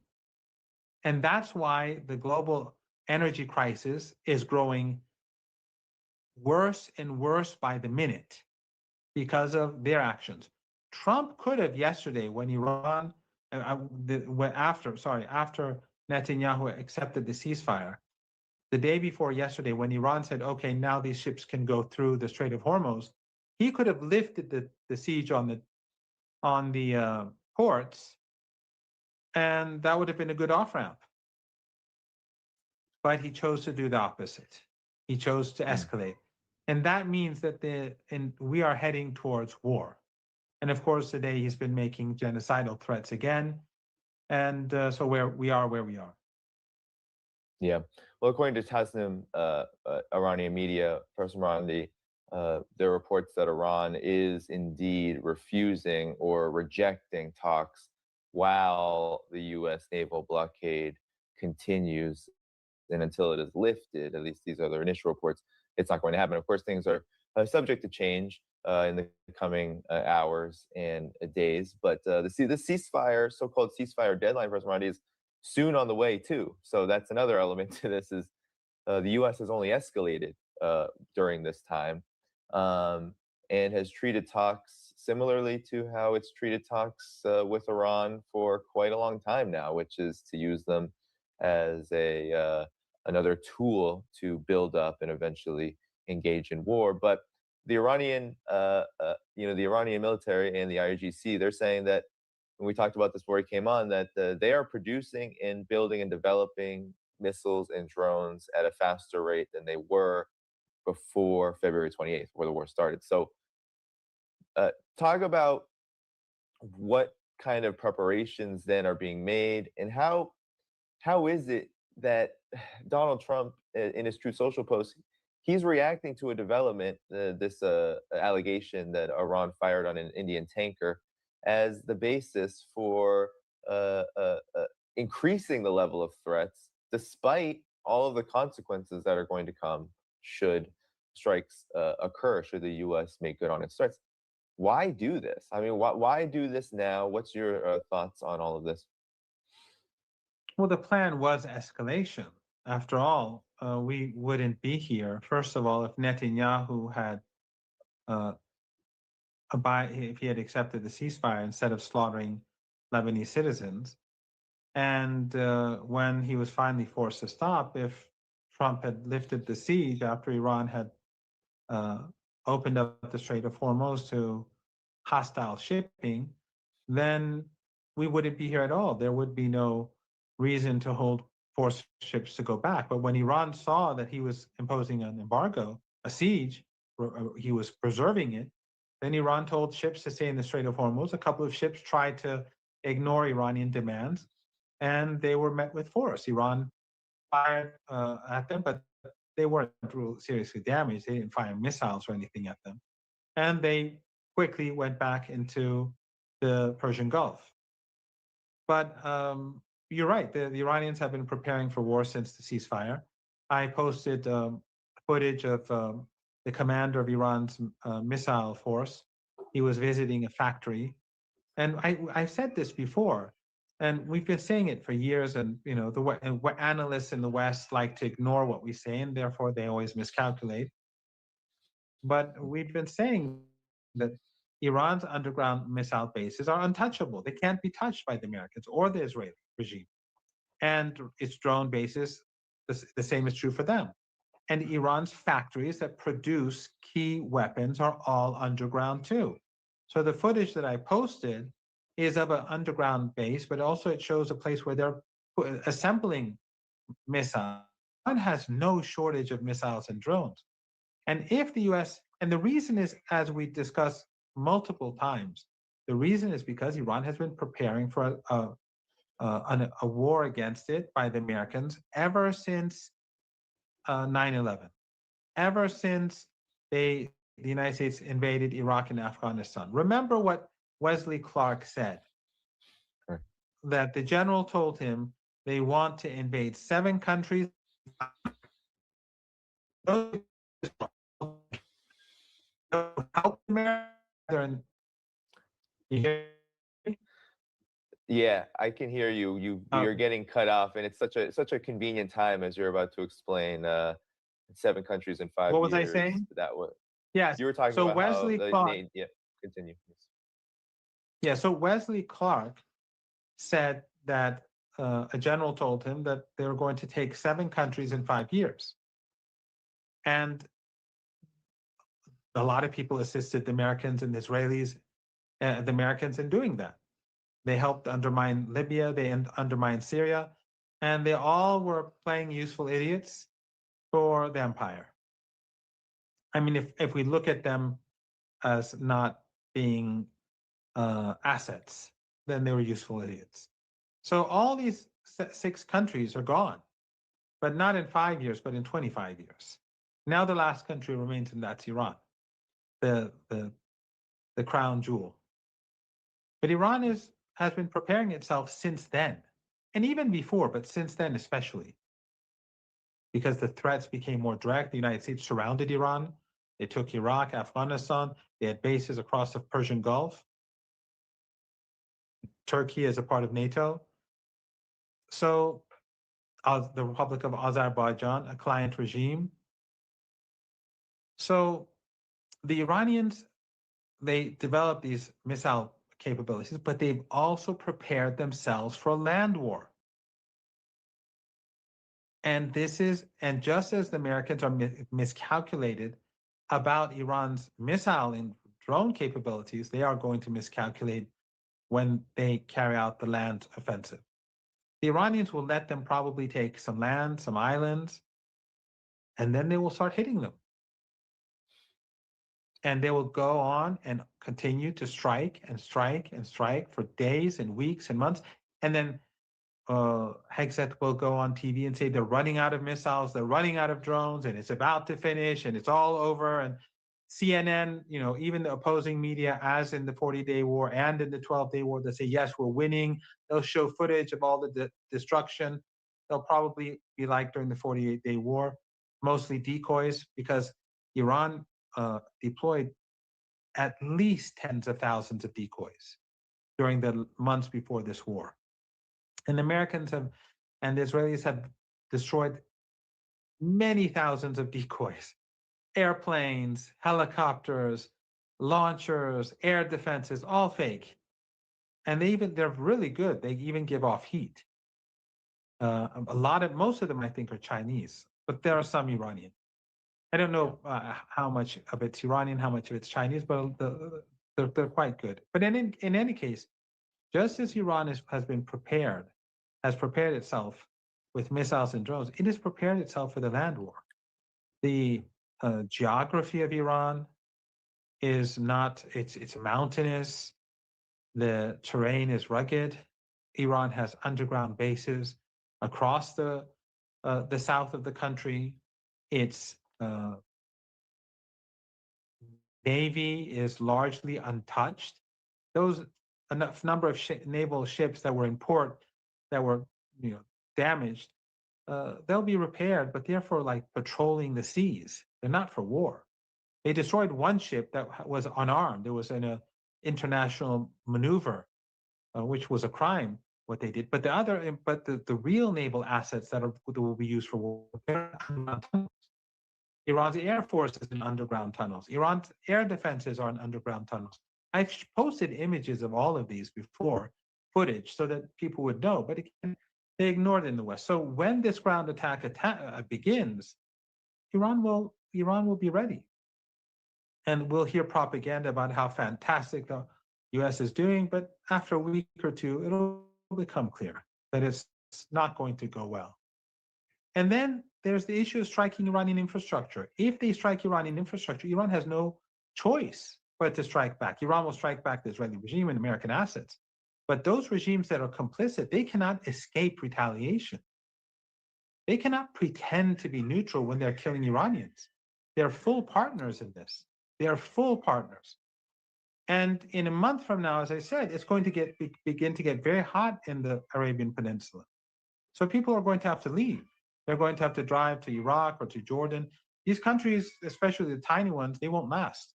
So what Trump is doing is he's pushing an economic crisis fast forward. He's making this economic crisis worse by the hour. And I think in the coming days, we're going to see a catastrophe unfold unless Trump backs down. But he's not the sort of person who so far has shown himself as being capable of taking an off-ramp. He could have done that when the Iranians, as we discussed earlier, eased the passage, allowed more ships to go through the passageway of the Persian Gulf. Yeah. He could have done that then. Yeah, and this blockade, which, as many on this show have noted, has a huge farcical nature to it, given the range of the area of operation that the U.S. Navy is conducting it in. All of that is to say is that there's a lot of room to just stop this, to go back to what already was a pretty disastrous status quo, which is having already fought, several over a month of war and come out of it only with a global economy in tatters, a military that's a military apparatus that's overspent, and an Iranian government and an Iranian society that is much more united than before. And an element to this, Professor Marani, the two things are kind of happening at the same time. I feel like you have this high morale in Iran right now, both with the people and, of course, I'm hearing, you can confirm this morning, I'm hearing that there are millions of people signing up to volunteer should there be any kind of ground operation, should there be any need for forces, in addition to those who are, operating the air defenses and operating the missile systems, et cetera. And then there's the, other side of this, which is the Trump administration also is saying that in the coming days, as they're talking about negotiations in Pakistan, the coming days, the United States Navy is going to start boarding Iranian vessels that are sailing through not only the Strait of Hormuz, but out of it and back into it, are going to be boarded, which is a major escalation, especially with a country that you're already at war with or already had been in active war with before the ceasefire. And you have this element, if you could comment on it, the Bab el-Mandeb Strait, which Yemen for a few days now has said they're waiting for the right time and they are ready whenever that right time comes to close the Bab el-Mandeb Strait, which would be a major blow to the already burnt and overheated global economy from this war. So, your reactions to these things, because these are additional, I feel like, elements to what already is, I think, a catastrophic situation that is confronting, especially the U.S. Side of things, U.S. empire side of things. It's very, I guess, it's very damning, to say the least. Your thoughts? Well, if the United States starts boarding ships, Iran has all sorts of ships in the Persian Gulf that it can board too. And remember, these ships hold material or energy or assets that largely belong to these 5 countries that are complicit in the war, and which without these countries would not have been able to happen. So Iran will retaliate. This is not going to end well for anyone, and it's definitely not going to end well for the empire. So they can board a few ships here and there and steal Iranian grain or steal assets of the Iranian people, but the Iranians will be forced to retaliate. And the Persian Gulf is stacked with ships right now, full. I mean, if you look at the images, they're just right behind, one after another. And of course, if there's a restart of the war, and then attacks are launched on infrastructure, those ships will all be destroyed too, just like the other infrastructure. I mean, just like the oil and gas and other infrastructure. It's just madness. It's like the United States is run by madmen who are either utterly compromised, or it's just the Zionist first people who are in full control and they don't care about the United States or the global economy or the Indian economy or the German economy or the Argentinian economy or anything like that. They just care about the Zionist regime and its expansionist policies and its genocidal policies, and so it's willing to sacrifice everyone. There's just no good scenario here. The only thing that we see, if we look ahead at the way things are going now, is utter destruction.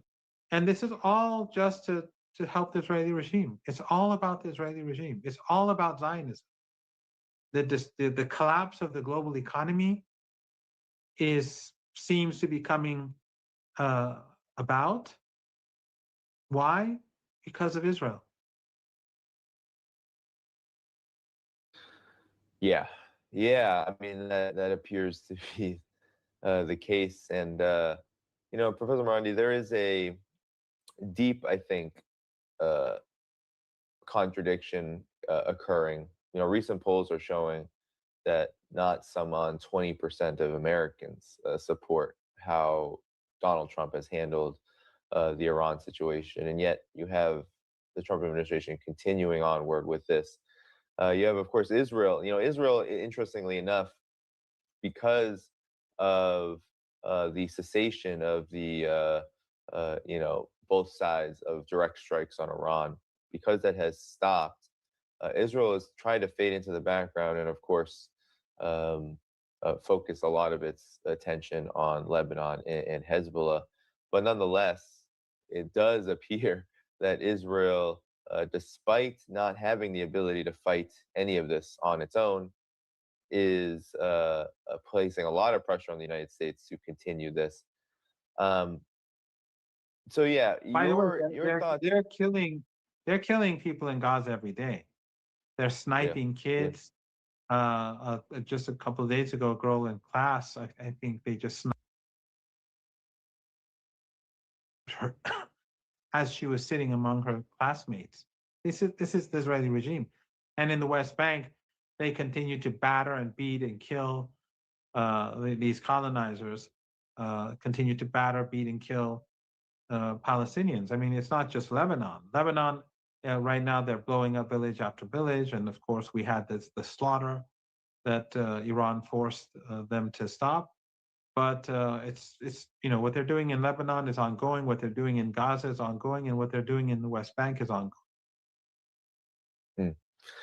Yeah, and the all of that is ongoing, and we are now on the precipice of another round of it's just so blatantly obvious that we're kind of coming back full circle to where we were just February 28th after the initial strikes. We're coming back to threats, which then led to strikes, which then led to Iran's response, its self-defense, which caused a huge amount of damage to the region, to the regional actors involved in all of this, and the United States itself. So a repeat of this, though, I imagine, would have a cumulative effect. You said that you believe that a Great Depression is coming.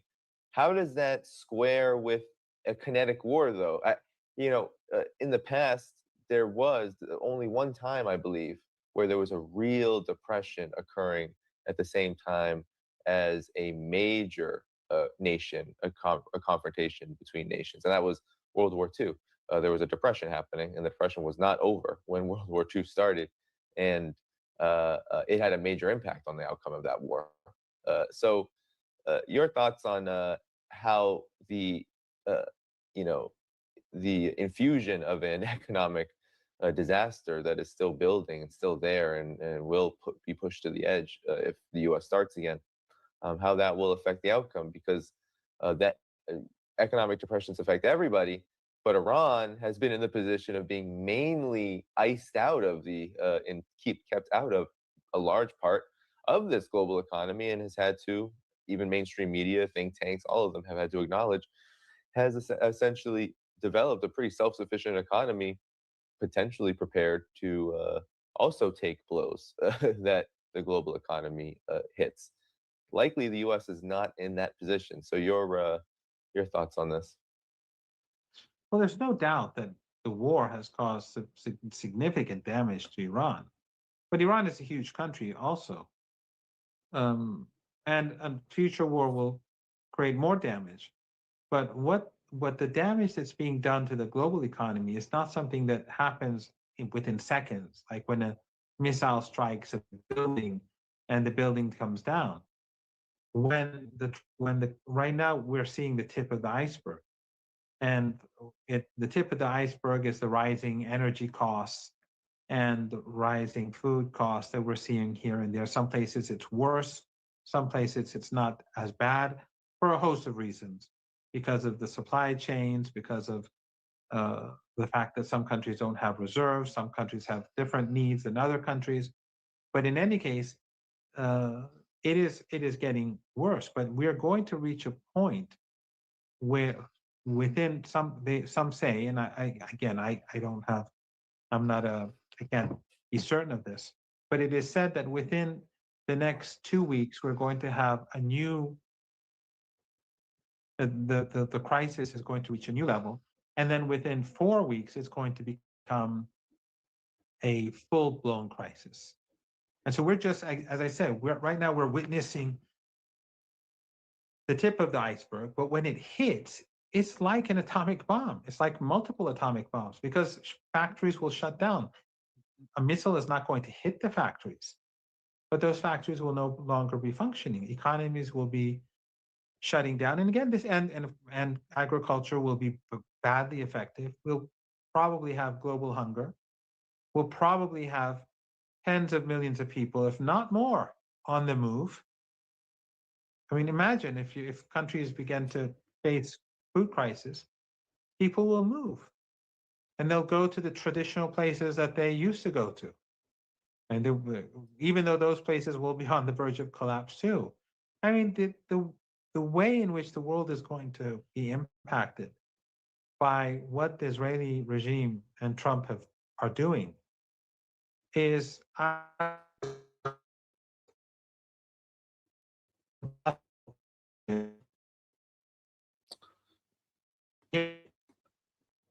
Professor Morandi, I'm just gonna interrupt just because. Oh yeah, okay. I think you're back. I think when I interrupt, you actually come back. Okay. So that's a good thing. That's a good Okay. thing. Yeah, you were saying that the impact So- of this, and then you kept going. Yeah, so the impact of this is going to be beyond anyone's imagination. Hunger, factories shut down, businesses shut down, unemployment across the world, in the West and the global majority. People will be on the move in probably the tens of millions. It's just mind-boggling. And all of this is being carried out because a genocidal regime is forcing the United States to launch war. This genocidal regime with US support launched a war against Iran and lost in 12 days, even though it carried out a blitzkrieg attack and had full US support. It lost that war in 12 days. It's just not capable of fighting a war against Iran. So now the United States has to come in. They fought for 40 days, they failed, and now they're saying, no, we have to go and wipe out the civilization, obliterate the country, send them back to the Stone Age. And again, instead of being outraged, outlets like the the Washington Post say assassinate the negotiators. This is what we're today dealing with in the West.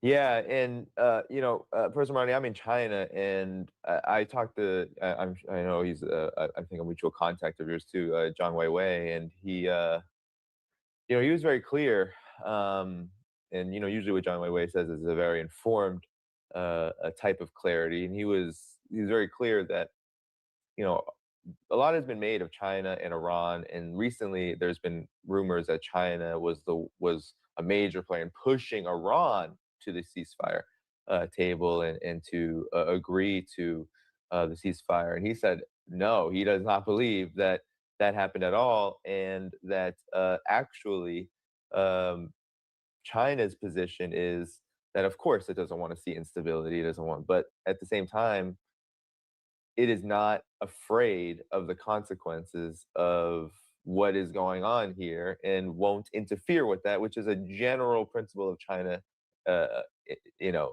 for every kind of conflict and every war that occurs in the world. But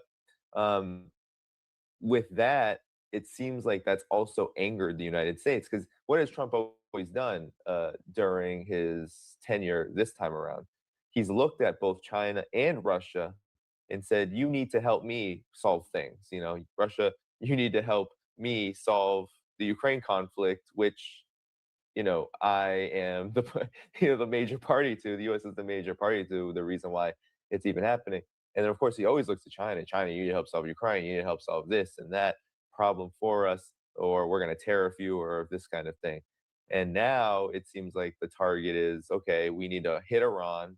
We need to wage war on Iran. And, oh, yeah, we'll reveal what the real motive here is, too, which is to try to cut off the entirety of the multipolar world, with, of course, China being one of the, if not the most important economic pillar of this. So your thoughts on the global ramifications of where we are now, how, especially outside of the region, how this is set to impact the multipolar world, Iran with its biggest friends, China and Russia, and where all of this stands to fall on the multipolar world. And some say it benefits, some say it hurts, but I think the picture is pretty nuanced and complex. So your thoughts on this?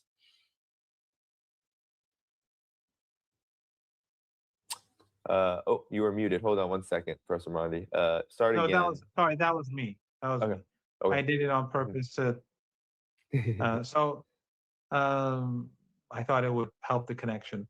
So I think it's going to be devastating for the global economy, for the majority and the West. No one is going to be spared from this catastrophe. But I do think it's going to bring an end to the empire.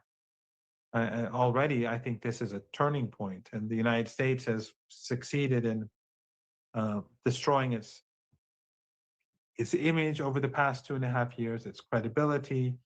It's shown itself to be military incapable, and people are shocked across the world that Iran was able to stand up to the United States in this way, including in China. Many of my Chinese friends and colleagues and people who are experts in the field in China during the past few weeks have been telling me that in China, that their views of Tehran have evolved completely, because people across the world were influenced by Western narratives on Iran. They believed the nonsense that the so-called regime, as they love to say in the West, is unpopular, that it's imploding, that it's corrupt, that its leaders were hated, and so on. All the narratives that we've been hearing for decades. It's anti-woman, it beats kids. I don't know. What was it that Trump said? He cuts kids in half, or exactly the thing that the Israelis do. He was saying that they cut kids in half or something like that. I know this psychopath. Something barbaric. Yeah. Yeah. So anyway, so a lot of people influenced by Western think tanks and Western media and Western officials thought that Iran would fall. And when it didn't, everyone was shocked and surprised. And people across the world have been contacting me. I've been overwhelmed with speaking with people across the world, with media. I'm just, I'm running on empty right now. And but the point is that people are fascinated about Iran. They want to know more about Iran. That's why on all these shows there's not much material out there for people to read. And I said on your show and on other shows to read, Going to Tehran, the book by the Leverets, and people are interested in about Imam Hussein, about Ayatollah Khamenei, about Ashura, about Iran's history, about Iranian civilization. Interest towards Iran, Hezbollah, the axis of resistance has grown, and contempt contempt for Zionism and for Israel and for Trump. And sadly, the United States, even though most Americans are opposed to this madness, but contempt for the United States is growing. That is not good news. None of that is good news for an empire. And ultimately, when the global economy collapses, people are going to remember who brought it about. It is the Israeli regime in the United States. Just like they were the ones, along with the West, that brought about the genocide in Gaza, that enabled the genocidal acts in Lebanon, brought about the destruction of Syria and the rise of Al-Qaeda and all that. They will remember that their own lifestyles were infinitely impacted or heavily impacted by a Zionist regime that was willing to destroy the global economy so that it could just carry out, so that it could just wipe out people and take their land.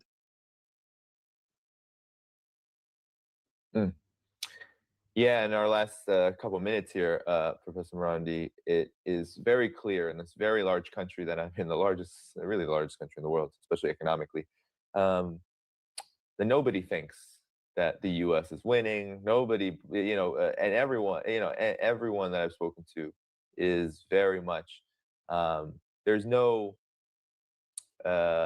antipathy toward Iran, and there's a lot of there's surprise, but there's a lot of like awe over how Iran has done this. And I think Iran did something that's very difficult to do in this day and age, which is to in China, Deng Xiaoping said hide your strength and bide your time, and Iran has done that to a shocking level, like a shocking in a time period where it's very hard, especially when you have entire entities, colonial entities like Israel and the United States as a imperial albatross, invest so much money in intelligence, so much money on spying, so much money in infiltration, so much money in time on all of that. And still, Iran, they admit it. They were surprised. They didn't know this was going to happen. Hell, even Hezbollah, which is right next door to Israel, what did Israel say when Hezbollah entered the war? Oops, we were so surprised that they could hit so hard. We had no idea that they had this kind of artillery, that they had this kind of missile systems. No idea. And now they do.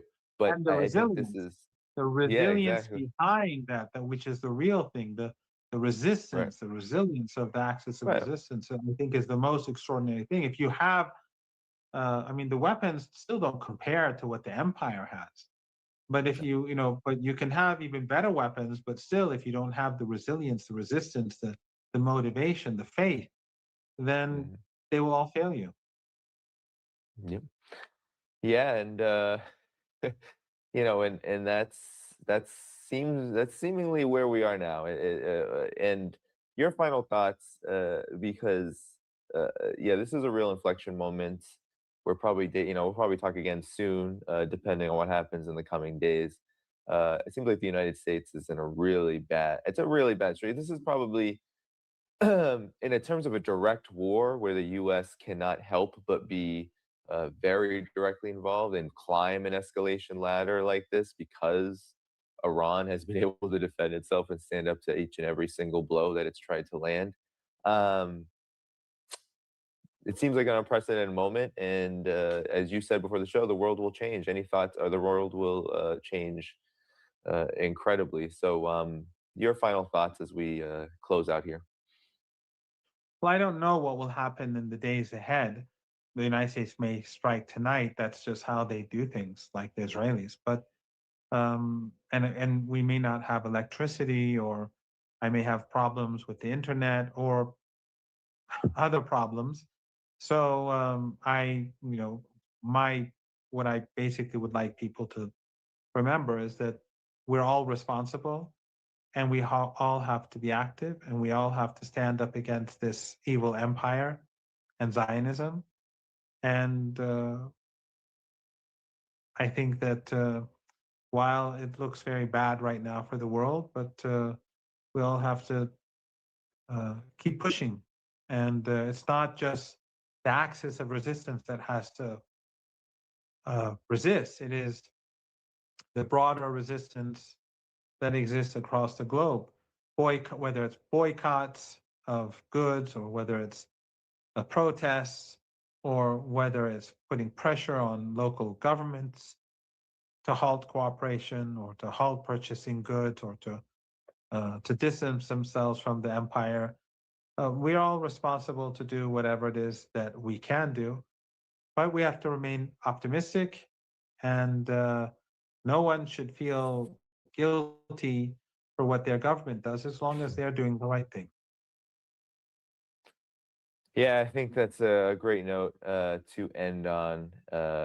Indeed, you know, we are in a moment where I think the mask is off. The United States as the empire with who controls it, you know, the Epstein class, the oligarchs, the elites, this kind of I guess you call it transnational Zionist, you know, imperial, you know, warmongers. They are in desperate straits, and yeah, we truly do not have control over, especially those of us in the West, over what they do. What we have control over is how we try to change that fact, and that is, I think, going to be a huge point of contention and something we will have to reckon with in the days and weeks to come. So everybody, Professor Morandi joined. We did really good here, despite me having no VPN right now, because the VPN companies are absolutely in complete crisis. I have a suspicion, Professor Morandi, it's the war, that it's the consequence, the economic consequences of this war that actually have these companies. The dates are very suspicious. April 8th was when it seems like a lot of these companies have made major cutbacks and say they have outage issues everywhere. And that's my hunch. But nevertheless, I think we're going to see major impact on all industries everywhere should this continue. So, Professor Morandi, thanks so much for joining. We're going to head out together. I want to thank everyone who gave a super chat. They were very generous, especially thanking for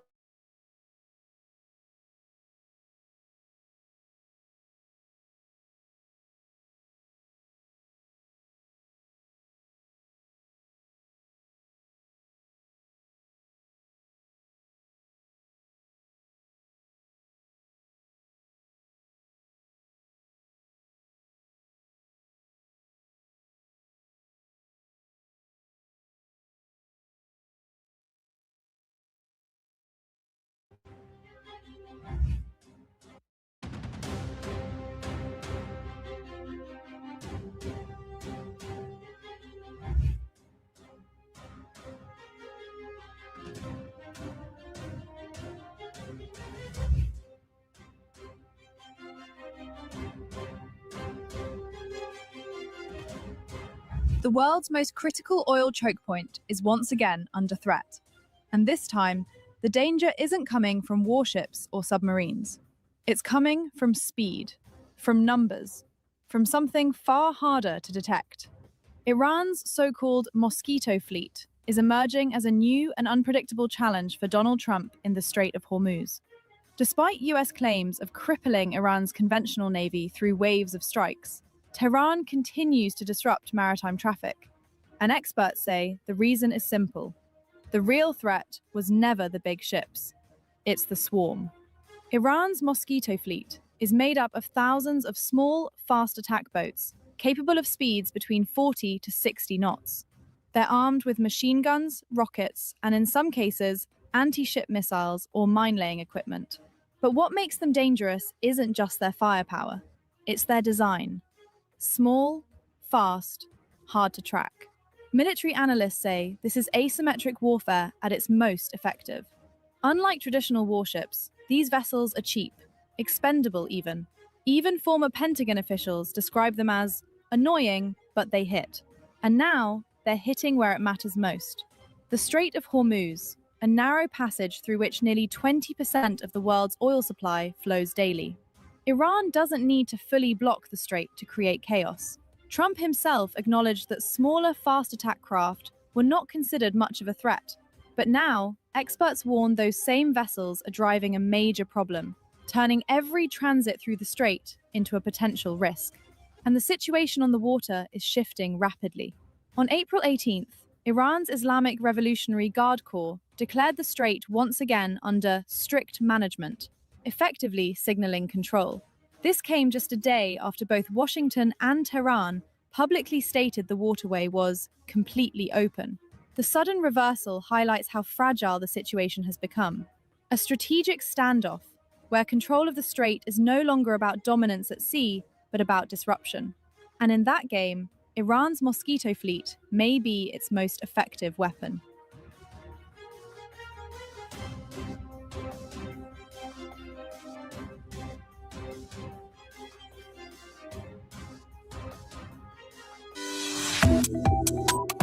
Subscribe to One India and never miss an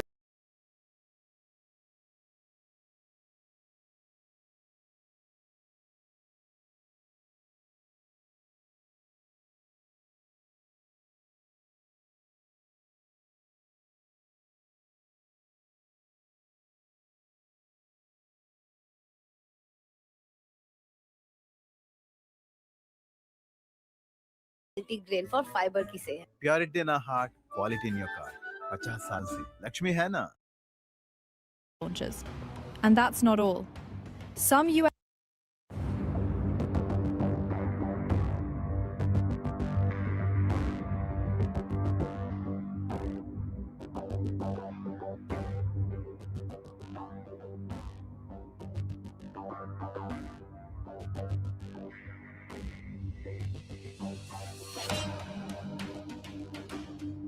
The war may have scorched Iran's military infrastructure, but it did not break it. New intelligence is now revealing a stark reality. Iran still holds a significant portion of its strike power, even after weeks of sustained US attacks. According to estimates cited by the New York Times, Iran retains roughly 40% of its attack drone arsenal, and more than 60% of its missile launchers. And that's not all. Some US assessments suggest that once recovery efforts are complete, Iran could rebuild its arsenal to nearly 70% of its pre-war strength, a level many analysts say is more than enough to threaten one of the world's most critical choke points, the Strait of Hormuz. Nearly a fifth of global oil flows through this narrow passage. Any disruption could ripple across the global economy within days. And Tehran is making its intentions clear. Senior Iranian figures have warned Washington that any mistake will be met with force, signaling that, despite losses, Iran's deterrence remains intact. The conflict, now stretching beyond 8 weeks, has evolved into a war of endurance. While US strikes have targeted key facilities, Iran's strategy appears focused on survival, concealment, and rapid recovery. Missile launchers once thought destroyed have re-emerged. American officials say nearly 100 systems were pulled from hidden storage, caves, bunkers, and underground facilities, boosting operational capacity back to around 60%.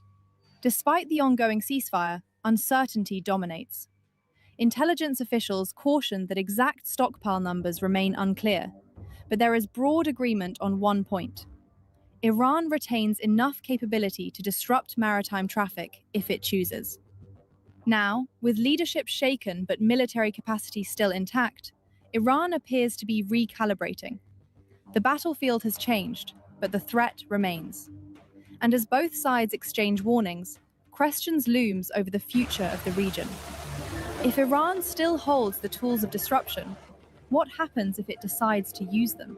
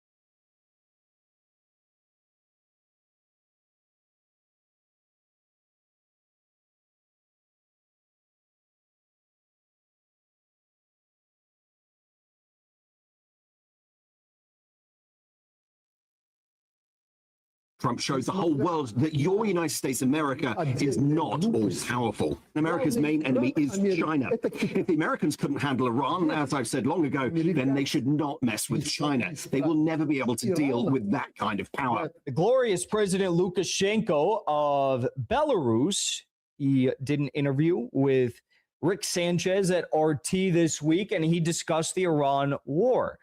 Hear what he has to say. I think we could all learn a lot from the thinking of Lukashenko, and I think world leaders could learn a lot from the thinking of Lukashenko, because he is a man that refuses to bend the knee to the Western imperialists, as you all know. Take a listen. Do you see a day you are one of the people who is leading a move for a brave new world in the future? You may not be around. I may not be around. Maybe we're too old to see this, but maybe our children will see this, where countries like North Korea, Belarus, Iran, China, Russia, South Africa, Brazil, I could go on, where these countries become a formidable enough force to not defeat the West, but stand next to them as equals. Do you see that day coming? And is that part of what drives you? God willing, that time will come. I hope such a time arrives.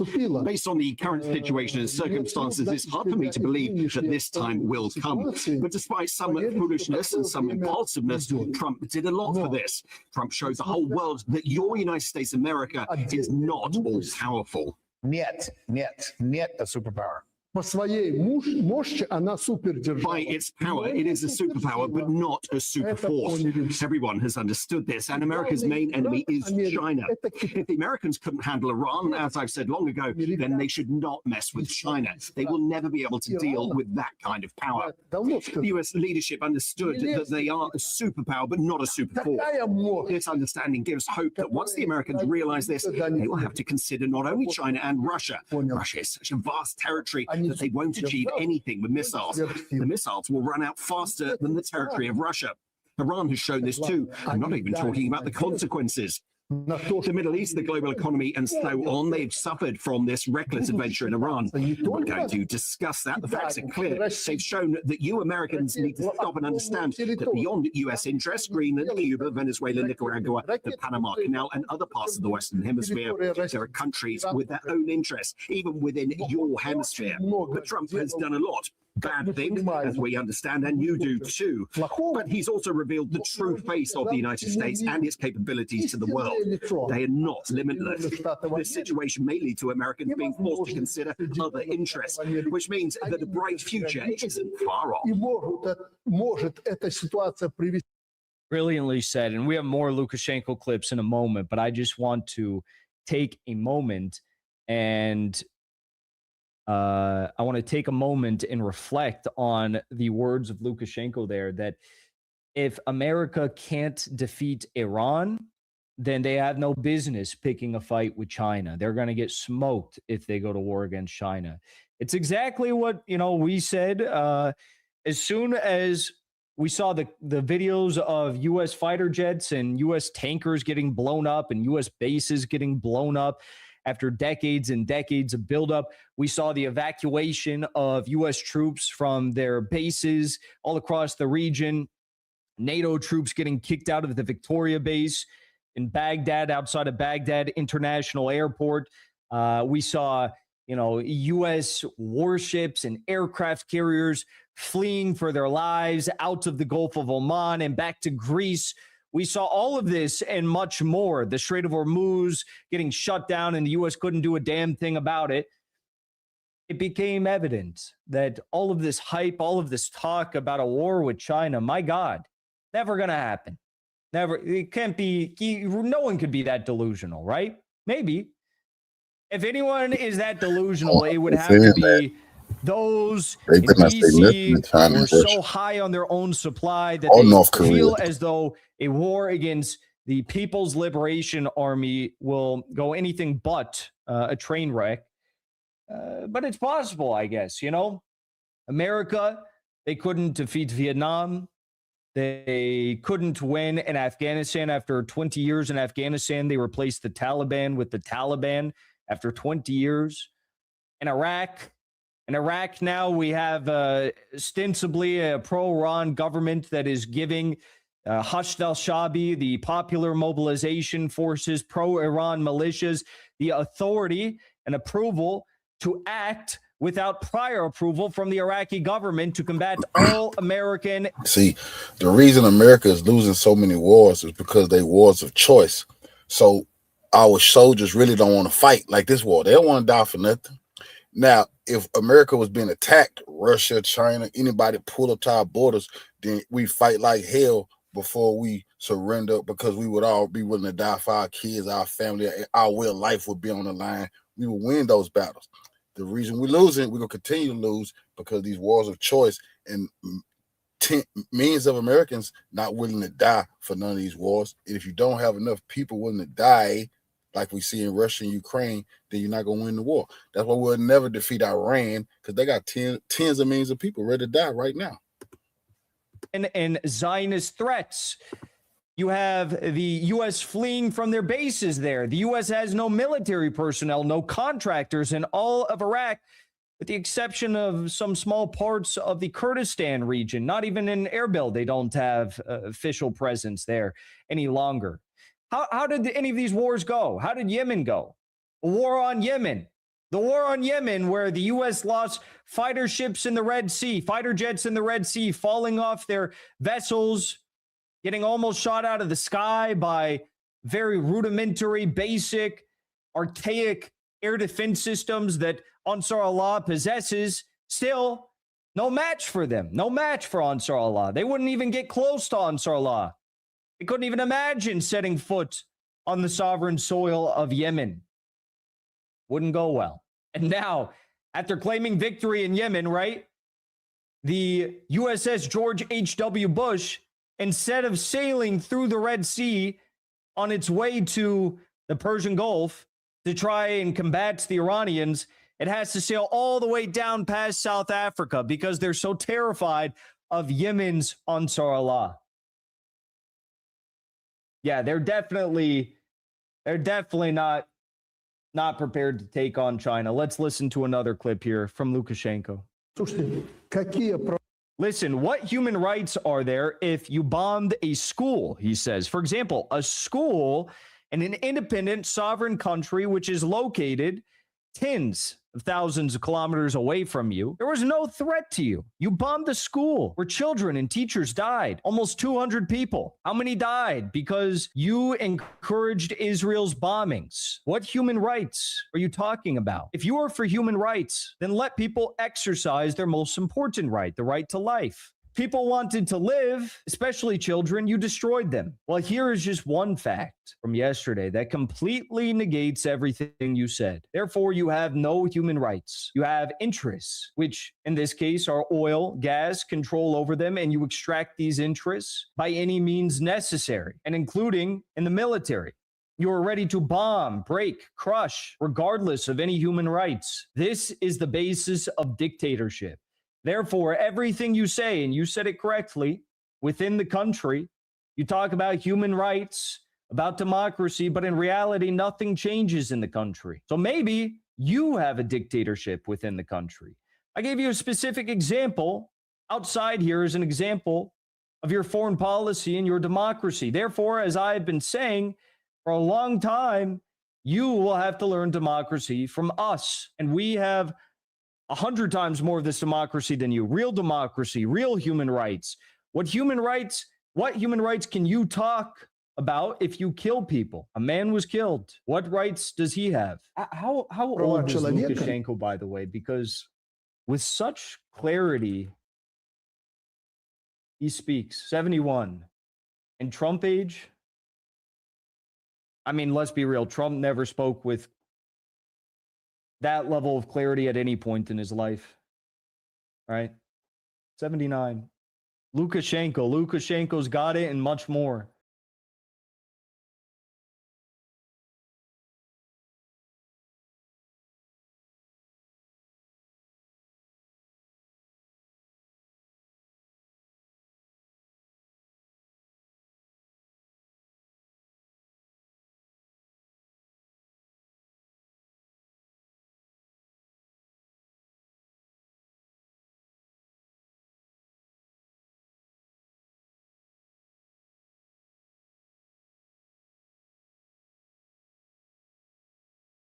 collection for pieces that tie a room together, like the Dina wood armchair for just $250.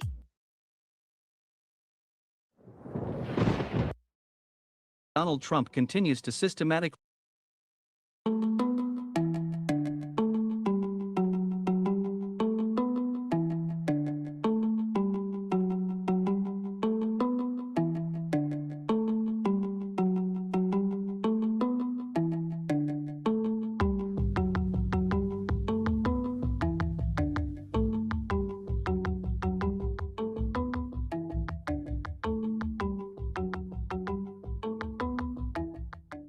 A few hours ago, Iranian Parliament Speaker Mohammad Bagher Ghalibaf said that U.S. President Donald Trump continues to systematically spread false information that will not help him succeed either on the battlefield or in negotiations with Tehran. Mohammad Bagher Ghalibaf notes that this lie will not help Trump win the war. Furthermore, the senior Iranian politician also mentioned to the fact that Donald Trump made 7 statements within 60 minutes, and that all these statements turned out to be blatant lies.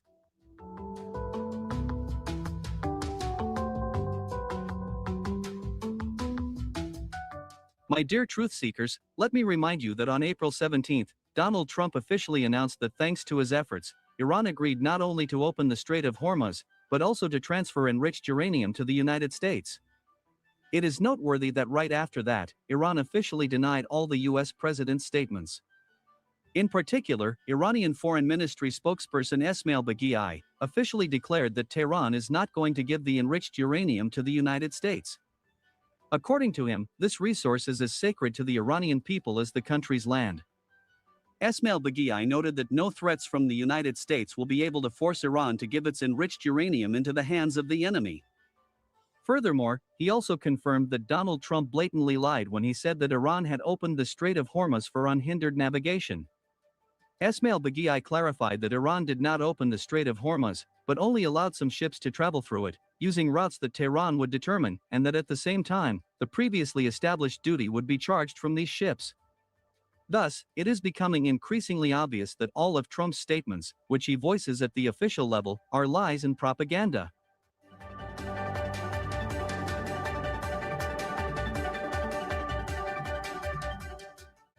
Meanwhile, over the past 48 hours, the situation in the Middle East has deteriorated dramatically. In particular, the IRGC officially confirmed that after Tehran allowed some commercial vessels to enter and exit the Strait of Hormuz under the agreements reached, the United States attempted to defraud Iran's military and political leadership. As it turned out, even despite the agreements reached, the United States not only did not abandon the blockade of Iran's seaports, but also intensified the persecution of Iranian oil tankers in the region. In this regard, the Iranian military and political leadership has officially stated that Tehran will not allow the United States and Israel to lead Tehran by the nose, and that all attempts by the US-Israeli coalition to play a dishonest game will be severely suppressed. Starting today, we are completely closing the Strait of Hormuz. This strait will be closed until the United States lifts the blockade of Iranian ports and oil tankers. All vessels that attempt to enter the Strait of Hormuz without permission from the IRGC will be considered as cooperating with the enemy, and will be attacked by the Iranian Navy, the Iranian military said. Thus, the Iranian High Military Command made it clear that the Strait of Hormuz is still under the full operational control of the IRGC, and that, due to the US attempt to play a dishonest game, Iranian maritime and air drones are ready to launch attacks on all ships that try to enter the strait without permission.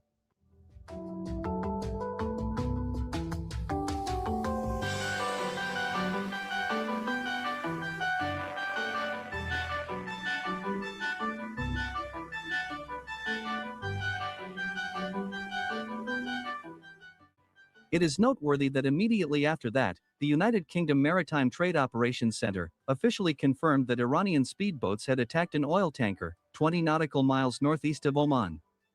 Furthermore, a few hours ago, the Reuters news agency, citing its own sources in the shipping industry, officially confirmed that Iran had once again begun using military force against merchant ships in the Strait of Hormuz. The official report says that over the past 24 hours, Iran has attacked at least 2 ships that attempted to cross the Strait of Hormuz.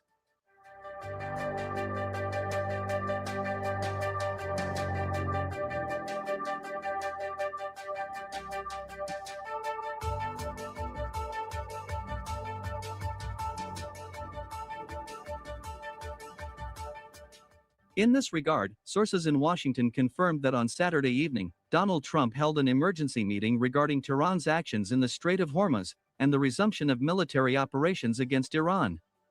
Sources in Washington confirmed that the meeting was attended by White House Chief of Staff Susie Wiles, U.S. Special Envoy to the Middle East Steve Witkoff, Chairman of the Joint Chiefs of Staff General Dan Kane, CIA Director John Radcliffe, Treasury Secretary Scott Bessent, Pentagon Chief Pete Hegseth, Secretary of State Marco Rubio, and Vice President J.D. Vance. Unfortunately, all this indicates that full-scale hostilities in the Middle East may begin again in the near future. By the way, representatives of the Iranian Security Council also added fuel to the fire. In particular, they officially stated that Tehran refuses to continue negotiations with Washington, as the American authorities are actually issuing an ultimatum to Iran, demanding that the Islamic Republic accept all the U.S. conditions. No further direct peace talks with Washington will be held until the United States changes its maximalist demands, the Iranian Security Council said. Thus, it becomes clear that a new round of war in the Middle East is inevitable.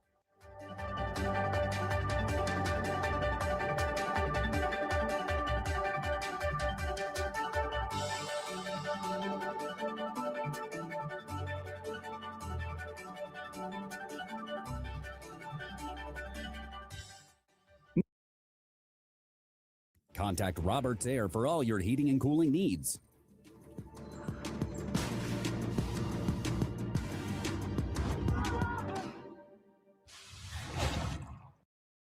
Meanwhile, on April 19, a number of Middle Eastern sources made a statement that shocked the Pentagon. In particular, they confirmed that Russian military divers managed not only to find the American F-35 at the bottom of the Persian Gulf, but also to lift it from the seafloor. My dear friends, let me remind you that on April 2, the IRGC officially announced that Iranian air defense systems shot down 2 American fighter jets over southern Iran. According to the Iranian military, they were F-15 and F-35. Unfortunately for the United States, these fighter jets fell on Iranian-controlled territories. It is reliably known that the wreckage of the F-15 fell in the area of the province of Kogaluya and Boyarahand. As a result, the U.S. Central Command even launched an operation to rescue the F-15 pilots. As for the downed F-35, the IRGC officially confirmed that the pilot did not have time to eject and died, while the wreckage of this fighter jet fell into the Persian Gulf, in the area between the Keshem and Hengam Islands. Unfortunately for the United States, this territory is also under Tehran's control and is considered one of the most heavily guarded in southern Iran. According to Middle Eastern sources, it was precisely this factor that allowed Russian military divers to begin searching for the American fighter jet. And judging by the incoming information, they were not only able to find this fighter, but also raise it from the seabed. At the same time, it is worth noting that the U.S. Central Command still denies the loss of the F-35 over the southern part of Iran.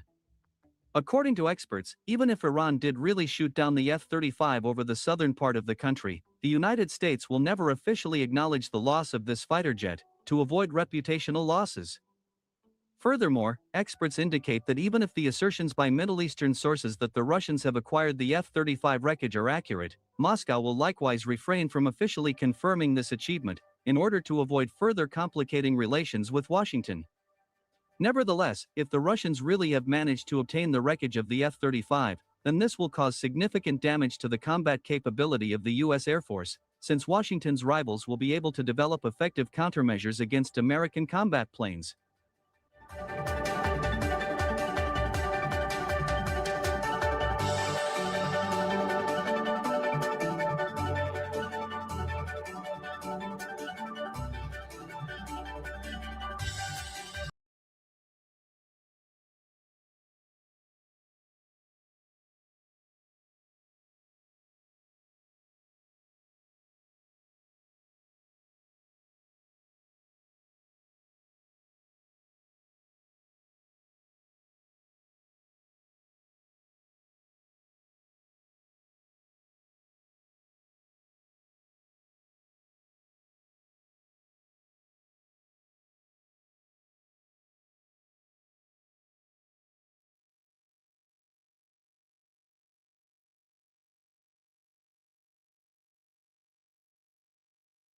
Yesterday morning, April 17th, a Russian cargo ship docked at an Iranian port on the Caspian Sea. The Volga Bogatyr, a roll-on, roll-off vessel, arrived at Bandar Anzali at 6:42 a.m. after crossing from southern Russia. This was the largest single military resupply delivery to Iran since the war began 49 days ago. Satellite imagery captured the offloading operation. Military trucks drove directly off the ship onto Iranian soil. Armored vehicles, artillery components, crates on flatbed trailers. The convoy stretched nearly 2 kilometers heading south toward Tehran.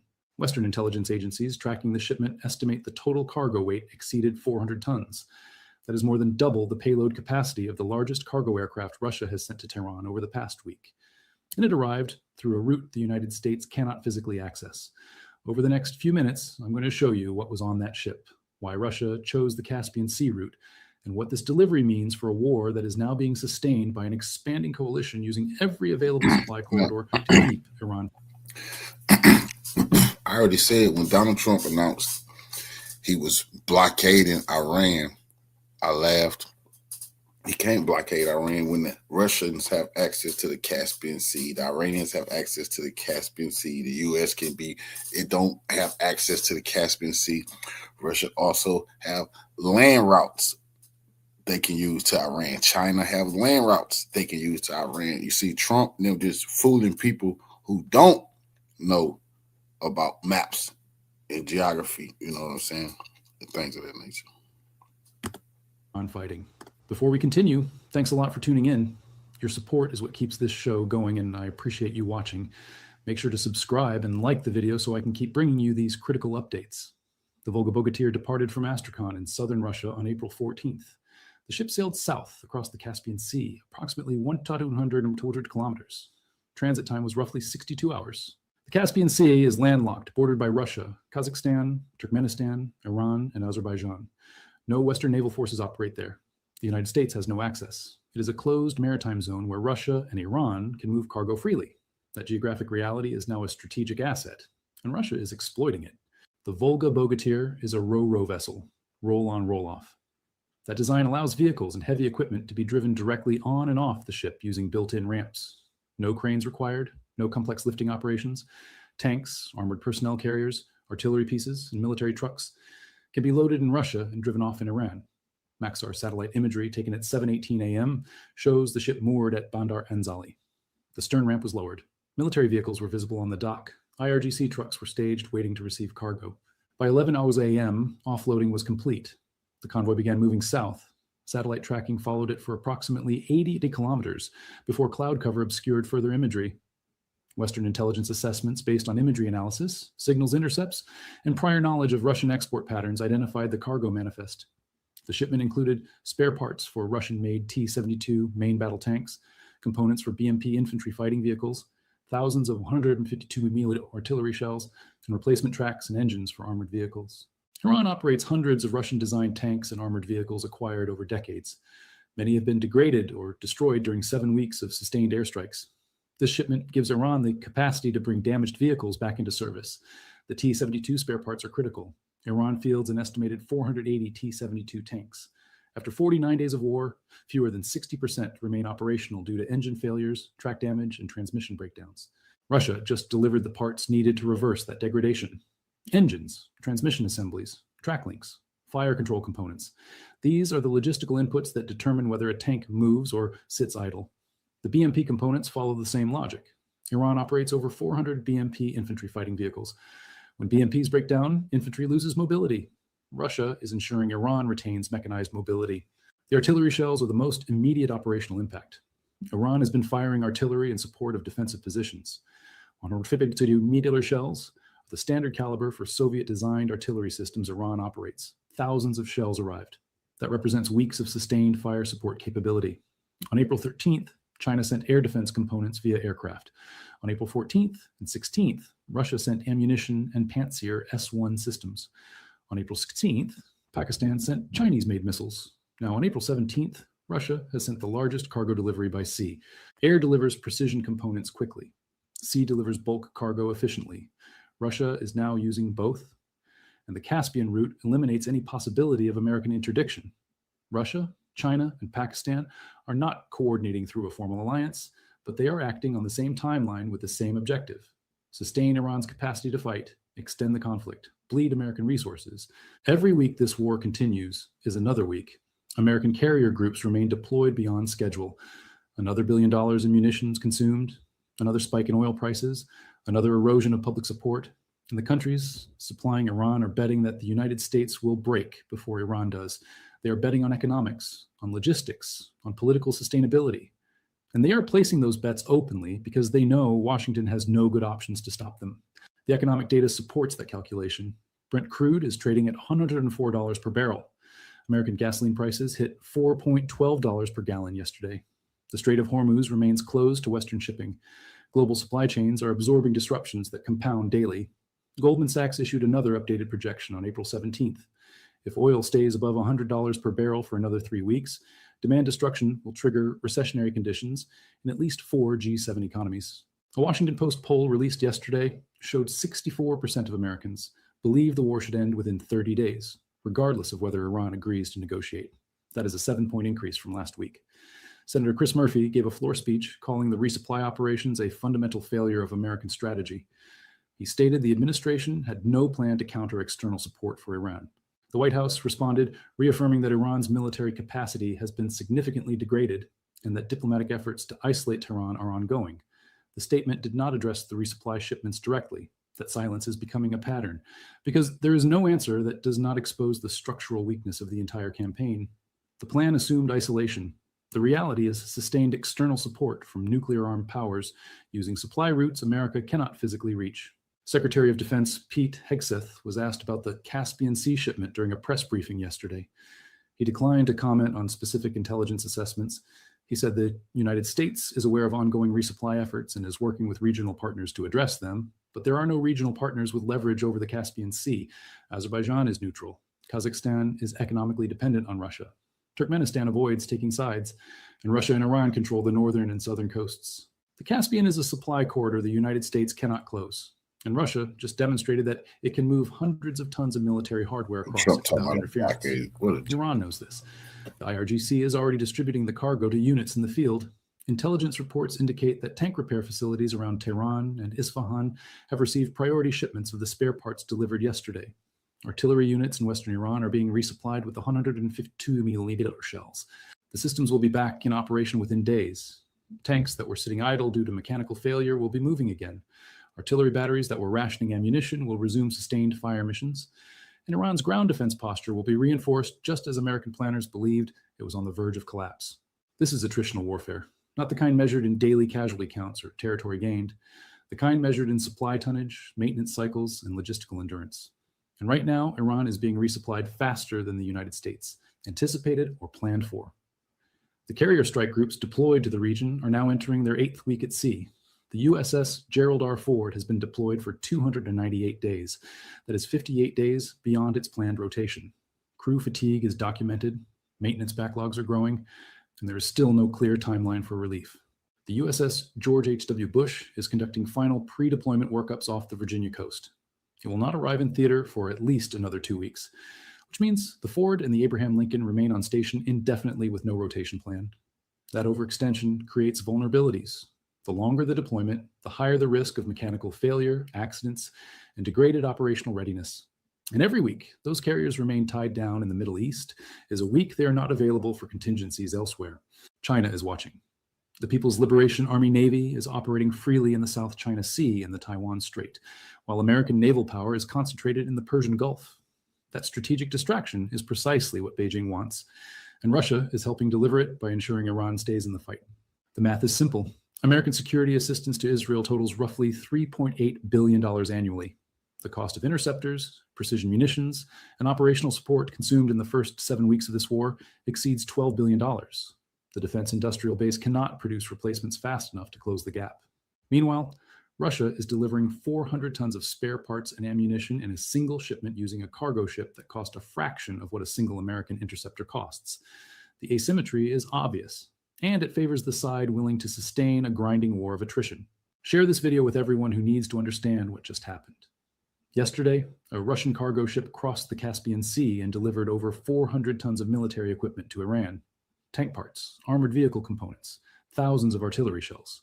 This was the largest single resupply shipment since the war began. It came through a route the United States cannot access.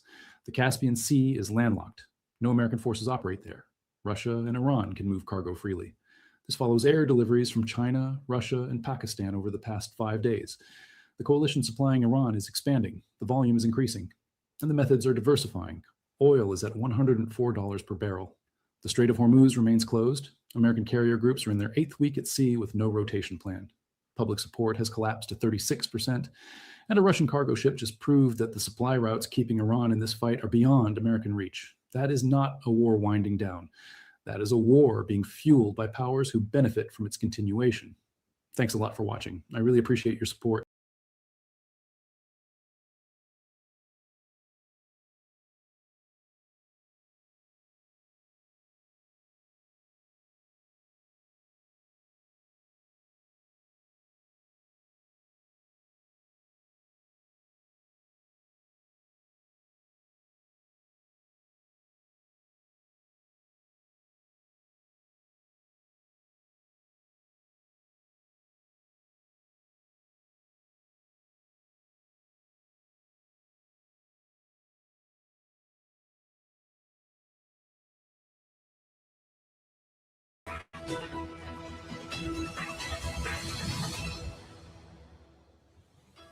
I am become death.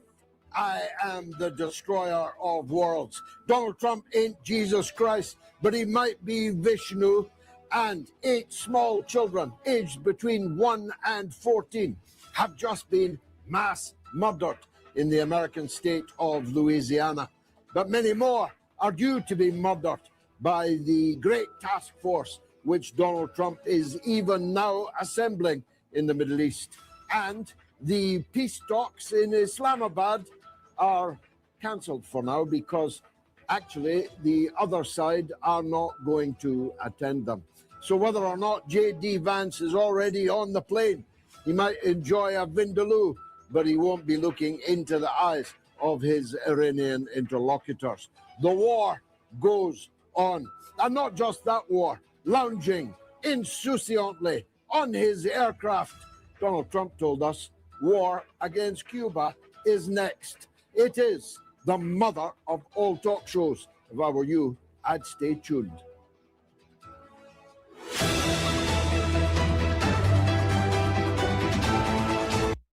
Who is increasingly sounding like an unhinged madman. He made 47 posts on social media in 60 minutes in the course of the middle of the night last night, which ranged in a bewildering mosaic of a rendition of Frank Sinatra singing My Way, the song of every narcissist in the world. It's a good song. Paul Anka wrote it, and Frank renders it wonderfully. But it is nonetheless the song chosen by every narcissist at their funeral. And the political funeral of Donald J. Trump is surely not to be long delayed.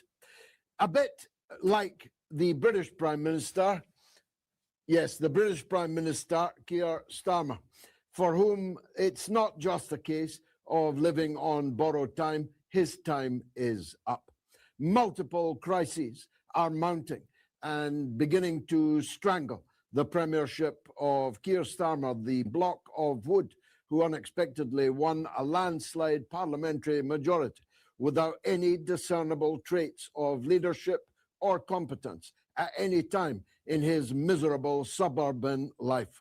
Keir Starmer is now under a triple siege, if not a quadruple. Here's the triple, first of all. He is caught red-handed of having deceived Parliament, deceived the King, deceived the people on the security vetting of Peter Mandelson, the bosom buddy of Jeffrey Epstein and Tony Blair, that he dispatched crazily as Britain's ambassador to Washington, only to have to sack him unceremoniously, like he'd been sacked from government twice before. No one will ever know what possessed Keir Starmer to make such an appointment, not since Caligula appointed his horse a proconsul of Rome has there been a more grotesque misappointment. No one will ever know, perhaps, exactly why. Was it cash? Was it compromat? Was it something else? We don't yet know. Maybe we never shall. But what we now do know is that in repeatedly stating that Peter Mandelson had been positively vetted by the British security services, who are not James Bond, but they're not quite Mr. Bean, not yet at least, he was lying through his teeth all along. It is a resignation offence, without any ifs or buts, to lie to Parliament.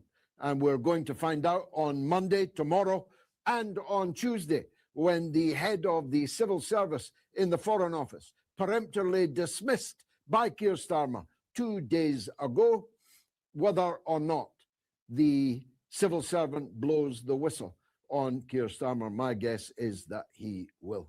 I'm told by my sources that he's increasingly angry about the way he's been made a scapegoat for a decision which can only have originated from, and the buck can only have stopped at Keir Starmer himself. Some people say he didn't even know he was the Prime Minister. Certainly, he regularly says he didn't know when things go wrong. Never crossed my desk, he says. Many people are wondering if he even has a desk. So many things have never crossed it. But the one thing for sure, it is impossible to believe that his man in Washington failed the MI6, MI5 test, and nobody told him.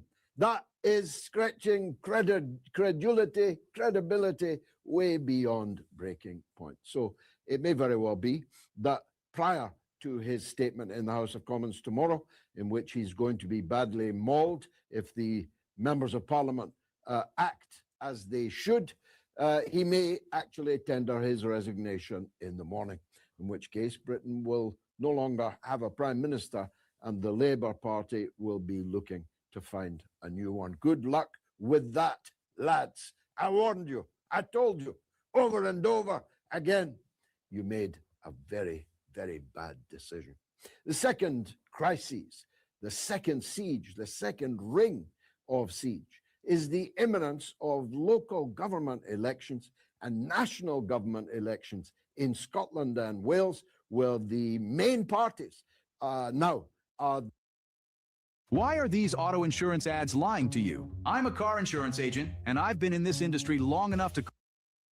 It would really be something if Keir Starmer's lasting legacy to the United Kingdom was to be the reason why the United Kingdom ceased to exist.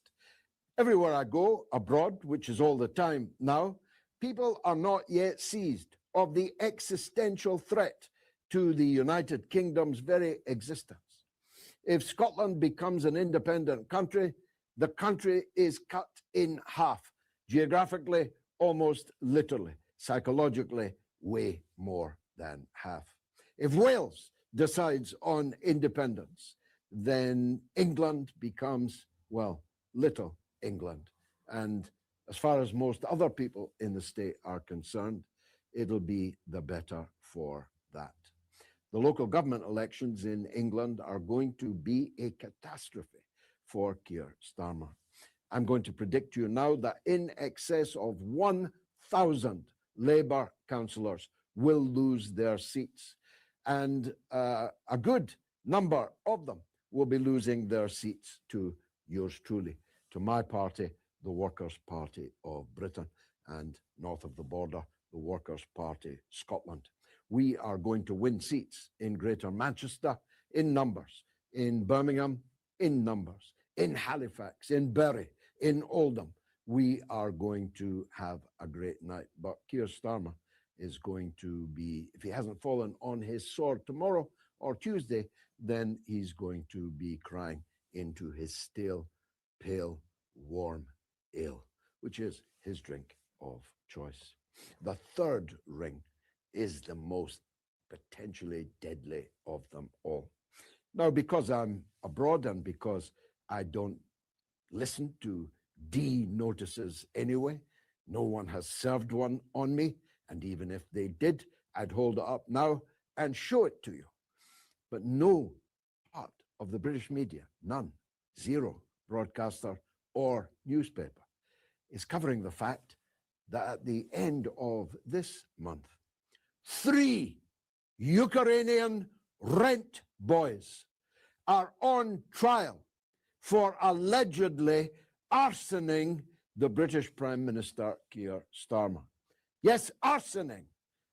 Rent boys, massage artists, male models, every one of them a Ukrainian, is charged with arsoning Keir Starmer's front door, his back door, his vehicle, his former vehicle, his former back door, and his former front door. 2 separate residences, 2 separate vehicles were inexplicably arsoned, allegedly, by these 3 Ukrainian rent boys. Now, if this were happening to me or any other citizen in the land, every person in Britain would be fully conversant and would be speculating wildly on exactly why these Ukrainian rent boys allegedly arsoned the British Prime Minister. But not one news report, not one analysis, not one deep dive has occurred into the extraordinary circumstances of a serving British Prime Minister being singled out for reasons we know not why, allegedly, by 3 Ukrainian rent boys. And very pretty boys they were, too. The men are pleading not guilty. They may very well be innocent of this heinous crime of arsoning. But they may very well have to be cross-examined. They may very well have to be examined. They may have to undergo all kinds of tests. But by the end of the trial, we'll know one whole lot more about just what they had held against the British Prime Minister.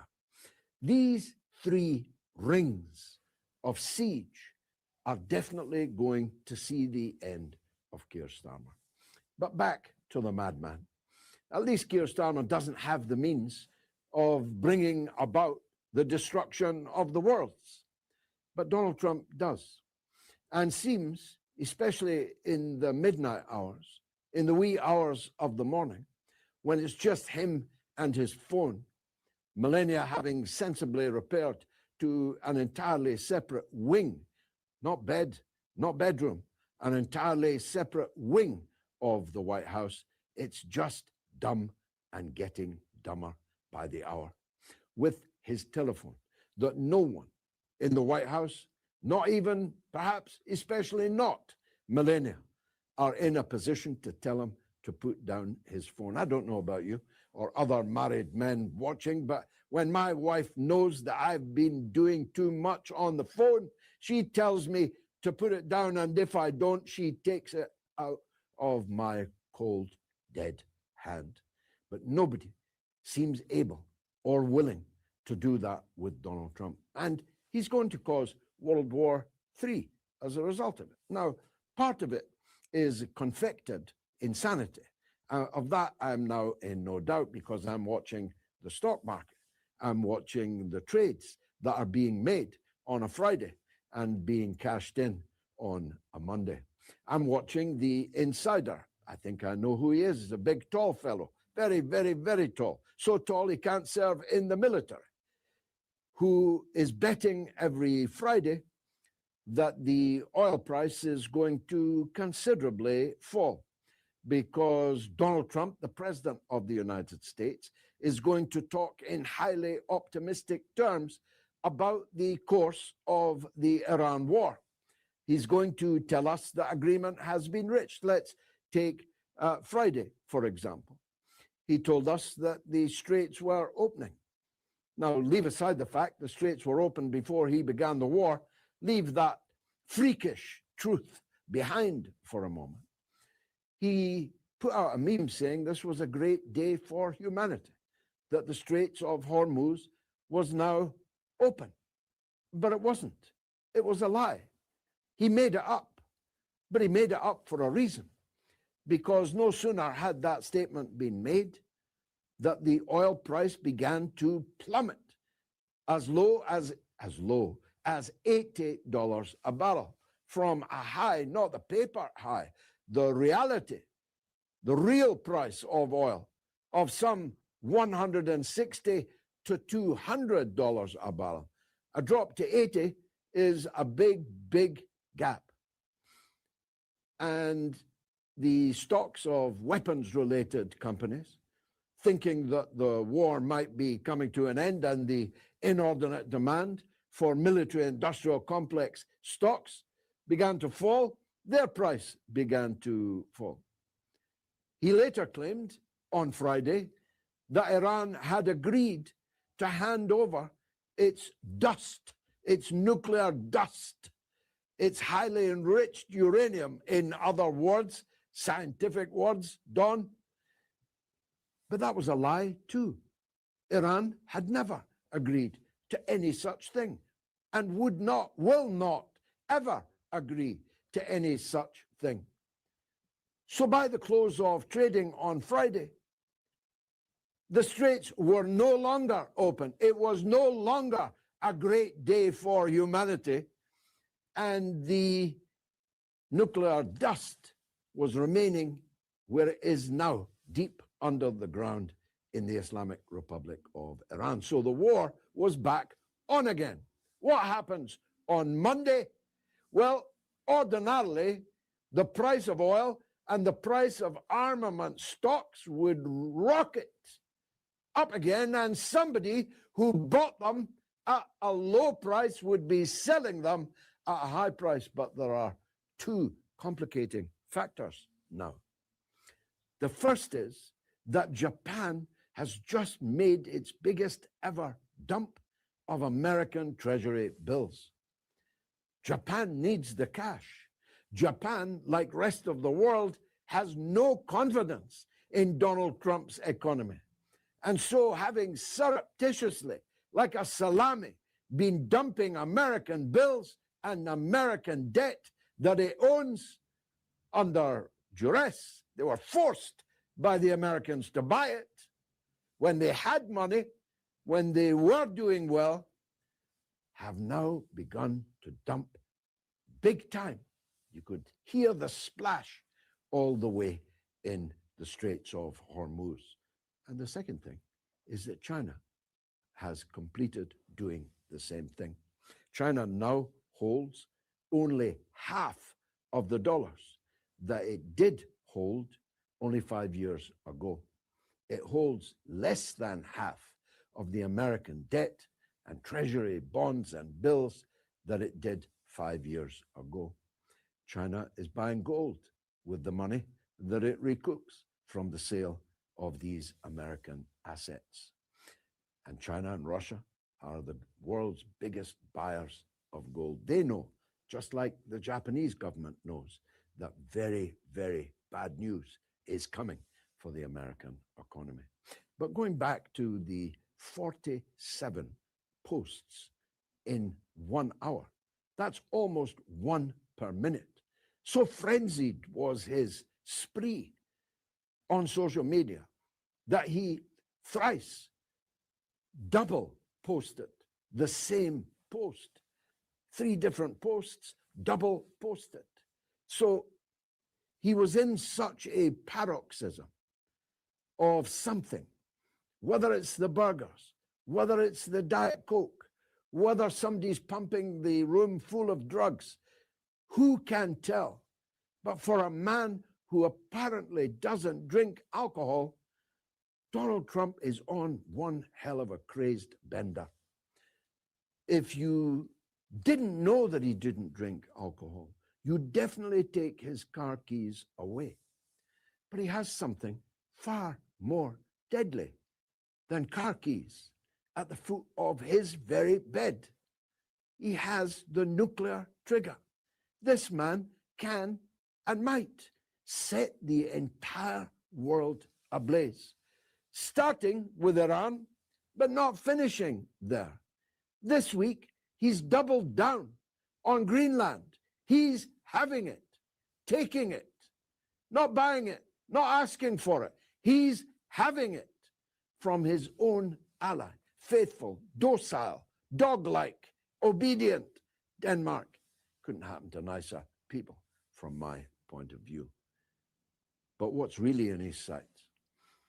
With the approbation of the Wall Street Journal, who said this week that for all Donald Trump's problems and failures, he might be about to achieve something that has eluded all American presidents since 1959. He might liberate Cuba.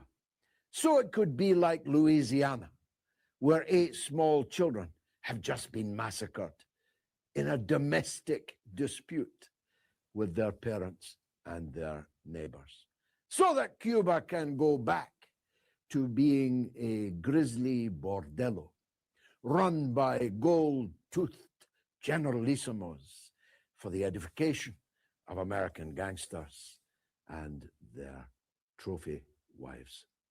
You know who I'm talking about. Donald Corter, good friend of mine, great journalist, great broadcaster, has just been in Cuba. We'll be talking about that and more with him right now after this short.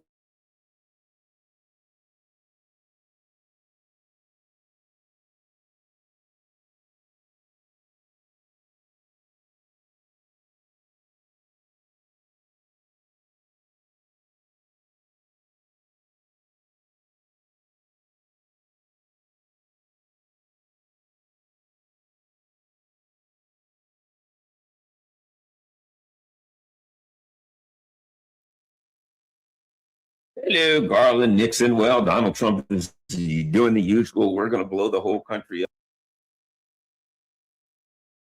up. Let me set up one of the things just so you'll know, and it's a good idea. One of the things that I try to keep running, I'll let you see that, and that is Al Mayadeen English. You keep that running, and you'll notice at the top they've got breaking news crawl going across the top. So every now and then I can glance over there and see if there's a breaking news crawl in the region. So, breaking news in the region. So just so you'll know, that's something. You see my headline, oh, whatever. Usually it's not going to be that pronounced, but you get the point. I'm looking over there trying to see if something happens that we need to talk about while we're there. Okay, so let's talk about it. Number one, we got the usual. Trump said, "Oh, we're working with Iran on trying to get a deal." The term deal, right? And the Fox News basically says, "Well, what did Trump say if he doesn't get a deal? Then the whole country will get blown up, right?" Now, here's what's happened. And I hope people learn from this. These reactions to Donald Trump's bombastic rhetoric, right? So when Donald Trump says, then the whole country will be blown up, and then the response is usually something like, he says he's going to use nukes. Let me put it to you like this, just before we move forward with the rhetoric, because Iran said it'll go global. I think Iran means it'll go global, but I think they mean it in a different way. Anyway, the way they speak is more poetic, right? It's more symbolic.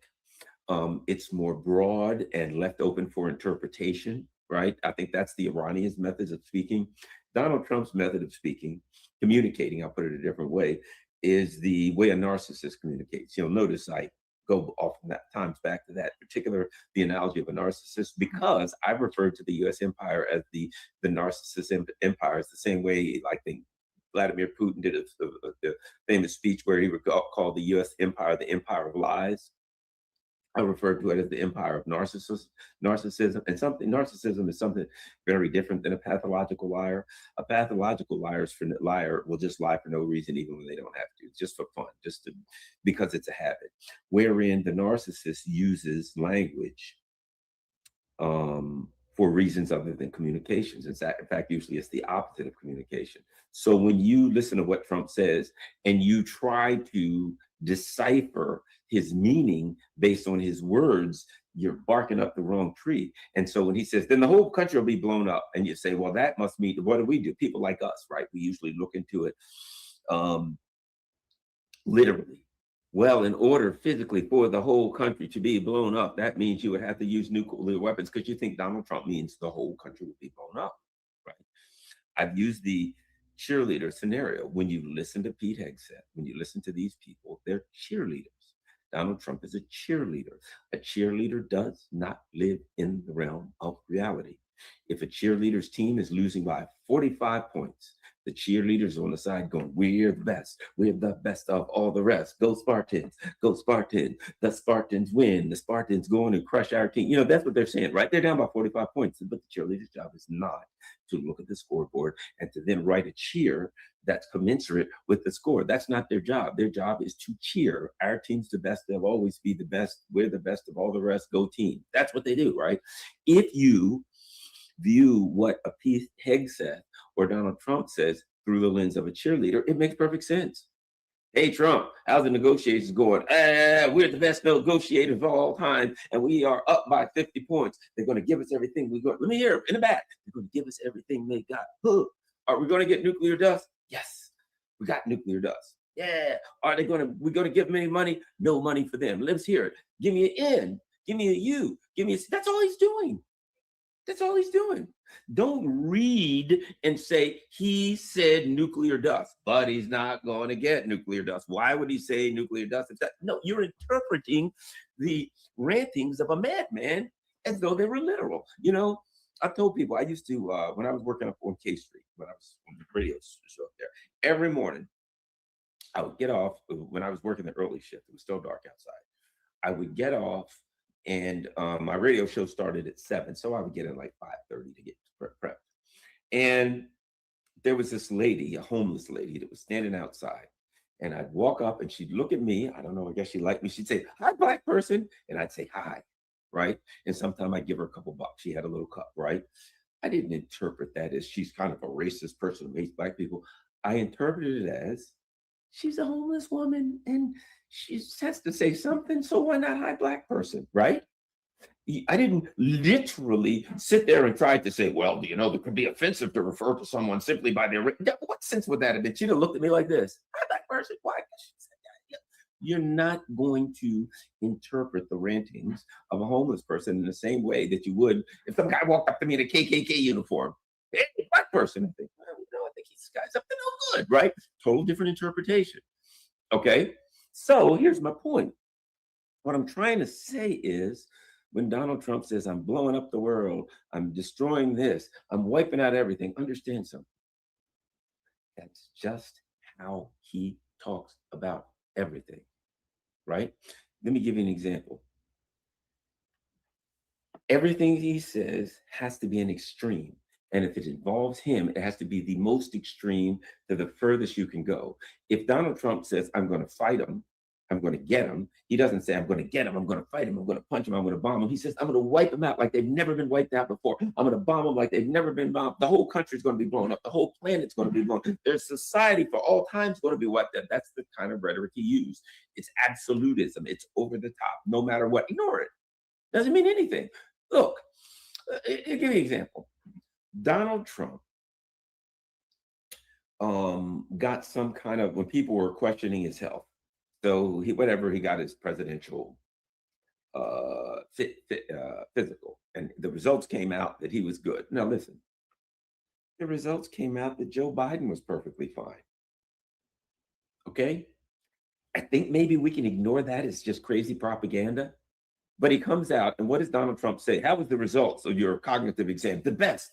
The doctor said he's never seen results like that before. They asked him about his blood pressure. How's your blood pressure? The doctor said he's never seen blood pressure like that before. The best blood pressure, it's the greatest ever. So nothing like that. What is it? It's his absolutism. It's his over the top. If I'm going to blow him up, I'm going to wipe out the country, blow up the planet, the universe, just annihilate everything. It'll be the Big Bang in reverse. Oh yeah?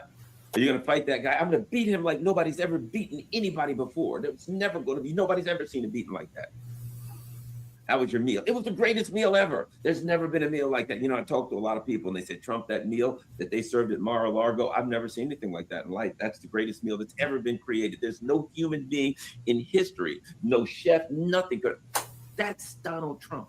So when Donald Trump says, when you ask him any question, always expect over-the-top rhetoric. Now, does the narcissist lie? You're asking the wrong question. Donald Trump doesn't use language for truth or falsehood. Don't challenge the veracity of it.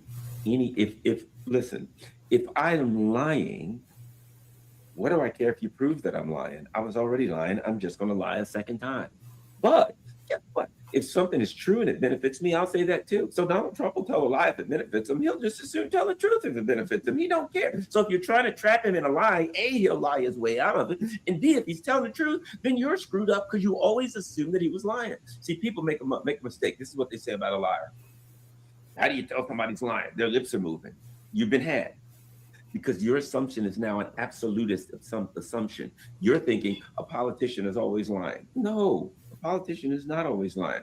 A politician is always talking to benefit themselves. And a narcissist is the same way. So if the truth benefits them, they will tell the truth. If a lie benefits them, they will tell a lie. And otherwise, they'll just make something up that benefits them. And maybe it's true. They don't even know if it's true or false. They just make something up that benefits them. That's a total different perspective. Then viewing things through the lens of true or false, lie or truth, through the veracity. It is now you're saying, I know that anything that person says is going to be something to A, benefit them, or B, to mislead you, to deceive you.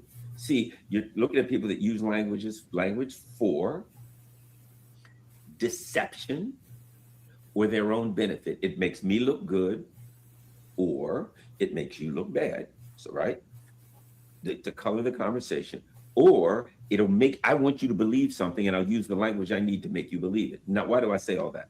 Because Donald Trump's tweeted again, or somebody said he's going to blow the whole country up. And they'll talk about it as though, well, I guess that means nukes. Well, maybe giant bombs, maybe the Moab, mother of all bombs. No, I mean anything of that crap.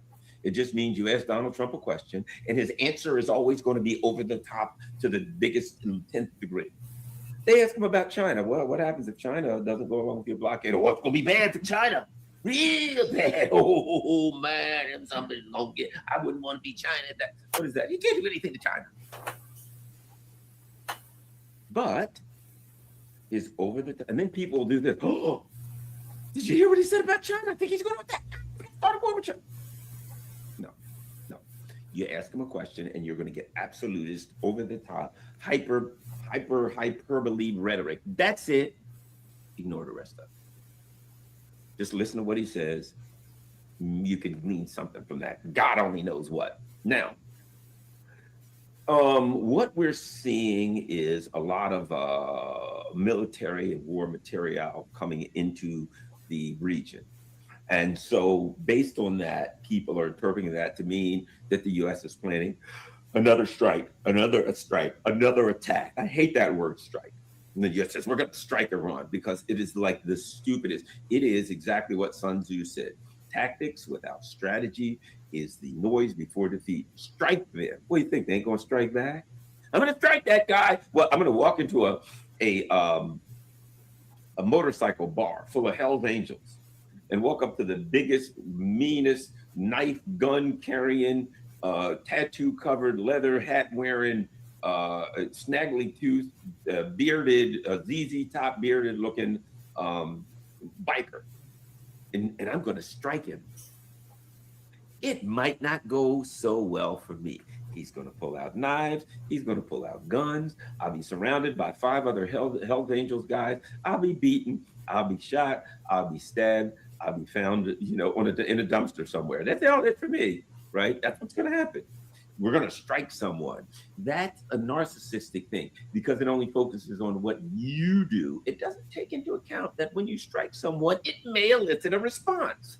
Just saying, right? So that's the screwed up discussion inside of the U.S. empire on the news. Well, we may be preparing to strike Iran again.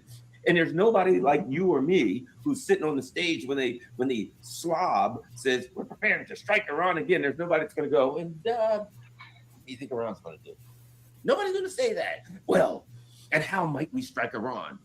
I'm glad you asked that. Let's walk over to the big board. We could use these tomahawks or JASSM. We could also use this, and then we'll do that. We'll fire them this direction. Now we got B-52s. They've got planes. I mean, they've got missiles connected. They can carry 8 at a time. They will then. They're going to talk about our offensive move, ignoring the fact that the other guy on the other side might have some input in the conflict, right? Now, so there's 2 ways to look at all of this stuff incoming. And I've heard a lot of stuff about it. So I thought a lot about it, and I thought I can understand both of them. We shall see. One is we're sending lots of stuff in because we're praying for another shock and awe attack. The only thing the United States knows how to do is shock and awe attack. And shock and awe, as you know, it doesn't work. But how did this war started? Hey, if Iran doesn't do what we say, we're going to nail them. Shock and awe. We'll hit them so hard, we'll punch them the daylights out of them. We'll hit them, we'll strike them a one-time hit. And Iran said, if they strike us, we're going to keep hitting them for the next 8 months. You have 1 hit, we have 8 months worth of hit. We're going to do a war of attrition. You're going to punch us once, and we're going to punch the crap out of you. Not as hard, but more frequently for the next 8 months, and see how you like it. We're ready to go a long time, brother, a long, long time, because we know that is our advantage. One needs only read a book behind me, and that book is called People's War, People's Army by General Diop. He's the guy who is the Vietnamese general who defeated the French. And he talks about it in there. How do you defeat one of these world's great powers when you're small, right? You have to control the battlefield. You have to control the war. You have to decide where the front is. You can't line up against a column of tanks against their column of tanks and go head to head. You're going to lose. You have to hit them where they ain't. You have to move. You have to just say that the front is wherever we say it is. And wherever you are, that's where the front is. There's a lot of things in there. And the people have to be behind you. You have to have unity. You have to have a vision. You have to tell the people, look, we got to win this war. And when we win this war, this is what's going to happen. And it's going to be an end. So you have the people behind you. The people will stay behind you. You'll be able to continue to fight because the people will endure. They'll be willing to endure because they have a greater vision on the other side of victory. Meanwhile, the enemy has to lie and to his people and has to try anything he can to keep them supporting a war that's not in their best interest. War of attrition.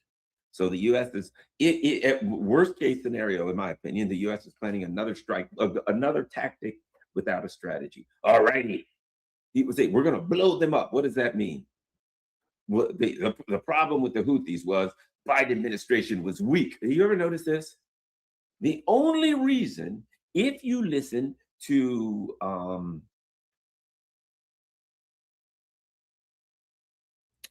U.S. pundits, U.S. strategists, every single time when something doesn't work, they will always say the same. The only reason it didn't work was because whoever was there was weak. We always lost because of weakness. We didn't push hard enough. We didn't yell loud enough. We didn't bomb hard enough. We didn't attack more. And that didn't work. And you attack twice as much the next time. And that doesn't work. You attack 3 times. You never think of anything else but attack, attack, attack. Why? Because we are the boss and we're in charge of everything. And when you're the boss, you got to put everybody in their place. And a man with a hammer thinks everything's a nail, right? And when you only have a hammer, all you got is a hammer. And someone says, hey, man, I need a Phillips screwdriver. Here you go. Hey, that's a hammer. Yeah, I know, but it's all I got. Yeah, but that ain't going to move this screw. Yeah, just hit the screw a bunch of times. Just keep beating on the screw as hard as you can with the hammer. I swear to God, it's going to work. And they beat on it for a while and they say, they don't work. It ain't working, man. What do I do? Hold on, I'll get you a bigger hammer. Beat it on it with the hammer. Still ain't working. Oh, man, I think you need a maul. Here you go. Bam, still not working. Because it has nothing to do with whether it works. It has nothing to do with the other person. It is a narcissist who can only see themselves and say, this is what I believe will work. I'm not going to look at the actual situation and determine what's going on and whether or not I should change, because then I might have to take into account the other person. And God knows I don't want to do that because I'm a narcissist and I don't know how to do it. Anyway, if I wanted to. Anyway, so if the United States is going to do anything, it would be, they only got one move. So here's the thing, if you're Iran, you already know if the United States is going to do something this week, upcoming week, when the so-called ceasefire runs out, is they're going to pick X amount of targets and they're going to bomb those targets as hard as they can. If you're Iran, they're one of 2 things. A, you guess what the targets are, and you clear everything out of them, and you clear everything you can from what you suspect is the targets, and you move this stuff away. And you say, okay, you can go ahead and bomb empty buildings. That's A. B, if as I suspect is true, I suspect, this is my opinion, that the United States computer system is fully, completely, and thoroughly compromised, and that they know everything the US is going to do. I mean, think about this. Just think about this for a second if you know anything about computers. Except these idiots were using Signal. And apparently it was said that Witkoff contacted the Pakistanis and was sending a message over WhatsApp. Let me tell you something. Do you have any idea how compromised those apps are? And they've been using them. Now, their phones may be more secure now, but let me tell you something. There's more Russians, Chinese, and Iranians in Witkoff and those guys' phones than there are Americans. They're all in that stuff. They're going to get in your phone. They're going to get all of your passwords, and they're going to get all over the DoD system. It's fully compromised. If you remember, one of the things that the Iranians said, and one of the things that was said was when the US tried that infiltration technique near Isfahan, when they tried to land and secure a old air base and all that kind of stuff, that it was a trap, that the Iranians allowed them to land the first plane, and then they attacked. Right. And the US gave us a bull crap story, but it was a trap. Why was it a trap? Because they knew they were coming. I believe that the US's computer system, targeting system, all of that stuff is 100% compromised. And that whatever the plan is, they're sitting there like watching it keystroke by keystroke. So it's going to be, all righty, they're going to hit 405 Main Street, right? Yep. What do you want to do? Take everything out of 405 Main Street. Let them hit it. Let them clear the block out. That they probably have some level of accessing our targeting bank, or of basically utilizing their knowledge, AI, things like that, as predictors of what our targeting bank will be. And they're just going to clear every damn thing out. And so the US will waste a bunch of ordnance and hit all kinds of stuff. And they'll be like, oh, darn, you really hurt us. Oh, rats, boy, what a shock. We never saw that coming. Man, who knew you were coming to Elm Street? Not us. You blew everything we had away. Of course, that's what you're going to do. You pretend like you know nothing, and then you go complain, oh, man, they really wiped us out. I don't know how we're going to make it. Guess we'll have to return fire.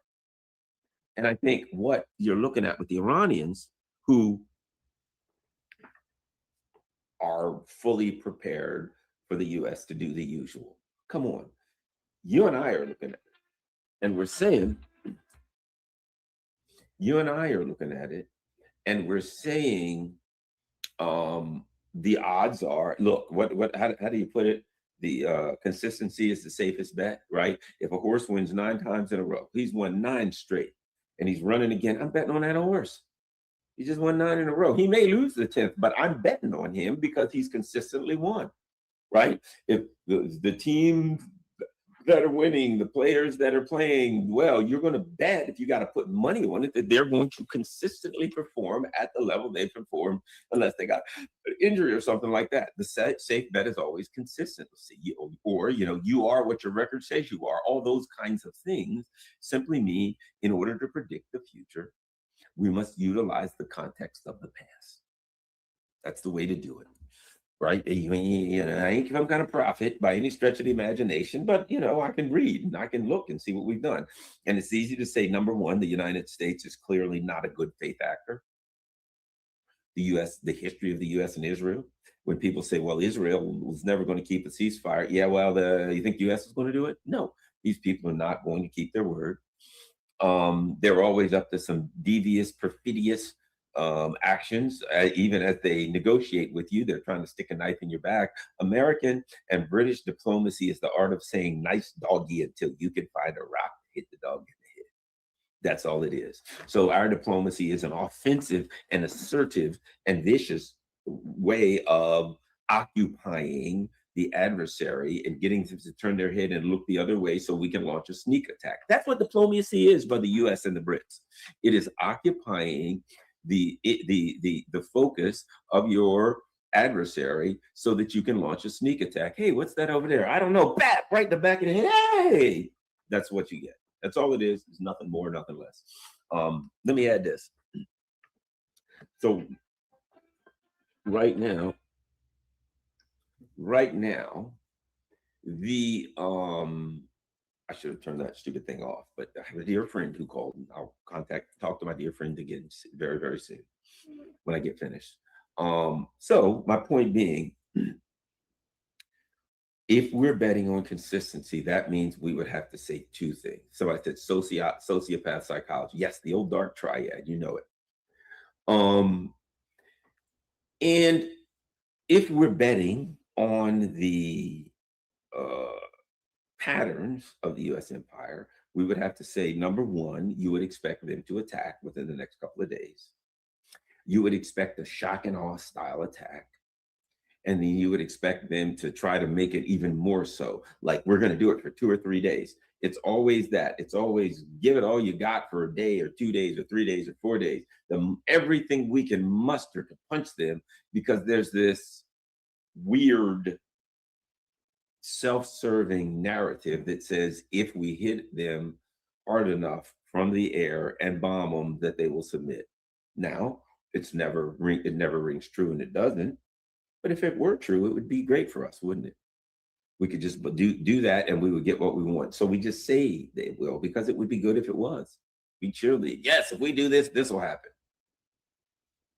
Again, the narcissistic, sociopathic, psychopathic mentality that says, I can force the future, a future, onto on a reality. I can overcome an organic future. I can ignore all of the potentialities, and I can simply say, if I do X, I'll get Y. Why? Because I want Y. That's why I say that. Not because if I get X, I'll get Y, but because that's what I want. So I just say it's going to happen. If I wiggle my finger 3 times, somebody will knock on the door and hand me a case full of money. If I don't hear the door, hello, come on, I know you're there, buddy. Right? It's this magical thinking. And so now what I would suspect is Iran, certainly if you're Iran, you suspect that. So if you're Iran, this is what you're going to say. Let's prep for what they're getting ready to do, because we know what the hell they're going to get ready to do, and we know how to prep for it. We're going to put out our dummies, fake air defense systems, rubber balloon air defense systems, fake tanks, fake planes. That place will have more rubberized dolls than than one of these sex shops, right? Silicone and rubber dolls. It'll be like Instagram, all the silicone girls, right? Everywhere, all over Iran. They're going to be blowing things up. All right, we need a little more air in the left wing. There we go. Well, we got it. That's U-35, perfect to scale, rubberized. Here, make sure you tie it down so it doesn't blow away in the wind. You know, you're flying over to bomb an F-30, a squadron of F-35s, and you see a gust of wind and they all blow away. Oh, yes, maybe they were rubber. What do you think? I don't know, bomb them anyway. We're on mission, right? So you're going to bomb a couple 100,000 rubberized fake toys from China. I guess that'll happen. And that's one of the things I see happening. There's a lot of empty warehouses. You'll bomb some empty warehouses, surely. You'll bomb some bases that everybody's left, 3 months ago. That's fair enough. And that'll be that. Now, Trump is going to threaten to, of course, he'll threaten to bomb all of their infrastructure. Now, let me go one of two ways. I would suspect they won't, because Iran's going to respond by killing out everybody else's infrastructure. However, one thing else you have to take into account. If they do, knowing that, then that's what they want, right? If they bomb Iran's infrastructure, knowing that Iran will retaliate by depopulating the Gulf area, the whole region, then they want the entire region depopulated. 400 million Muslims will then migrate to Europe and the United States. We got 300 million people here, but we're gonna have another 150 million people from the Middle East show up here. And by the way, you know what kills me? All these Trump, what are these?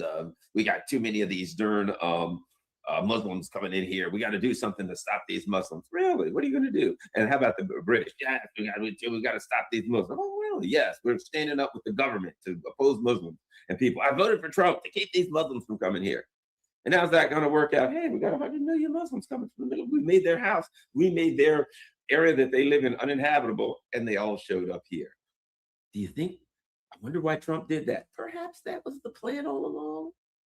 How did the first group of refugees get here? Let's see. We bombed their country, their entire regions. We destabilized their regions. We did all kinds of NAFTAs, HAFTAs, BLAFTAs, all kind of trade deals, cost them their lives, their farms, and they showed up on the southern border. So the ruling elite made decisions that brought all of these immigrants here.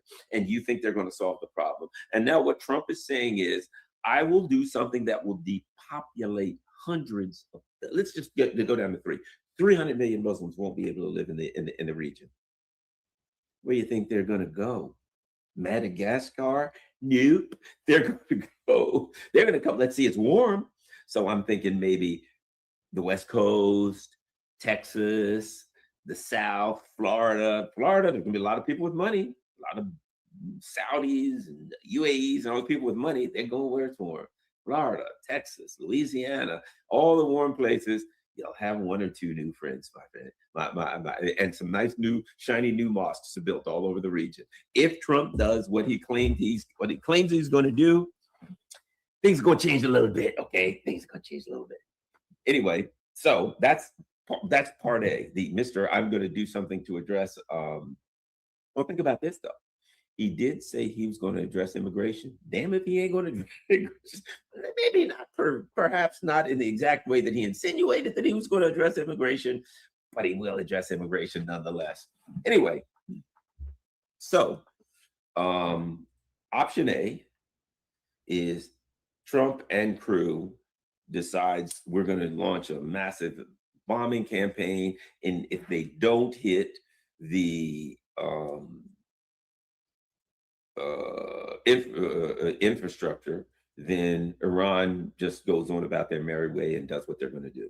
If they do hit the infrastructure, then you got to ask yourself where a couple 100 million Muslims, 300 million Muslim people from the Middle East are going to show up, and I think we know the answer to that already, don't we? And as I said, the outcome is the intention. If they do that, then if they do that, Iran says, if you do this, I'll do that. Oh, really? Yeah, okay, I'm doing it. Boom. And then Iran does that. That's what you wanted. The outcome was the intention, right? Number one. Number two, just not hit the infrastructure, start it back up again. And then 2 days later, okay, we've bombed Iran nonstop for 3 days. We've hit them. They bombed them like they've never been bombed before. All right, Iran, are you going to give up? No. Oh, crap. What do we do now? I don't know. I didn't think about that. I guess we're stuck in this forever war again. Yeah, let's do the best we can. Call them, and maybe we'll ask them again for a ceasefire, because we don't have a plan. It was just, we're going to strike them, and then hopefully they'll give up. And they didn't give up, and I don't know what to do. Be an idiot. That's what you're good at. Keep doing it. Anyway, so meanwhile, Iran said something interesting. Iran has said it'll go global. Now, what does that mean? People are saying a couple of things. Well, I think that means that it's going to turn into World War III. That's one thing. That's one thing. It could mean that, how would Iran know that other countries are going to join in? I think what it means is this, that Iran, and they are, smart people. I think what it means, this is what I believe, based on Iran, that, okay, and before this started, I said, let me tell you something.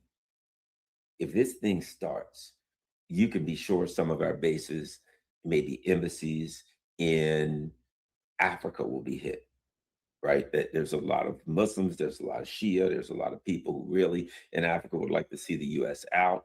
And it could be a move to say, okay, the Iranians are running the Americans out of the Middle East, let's run them out of Africa too.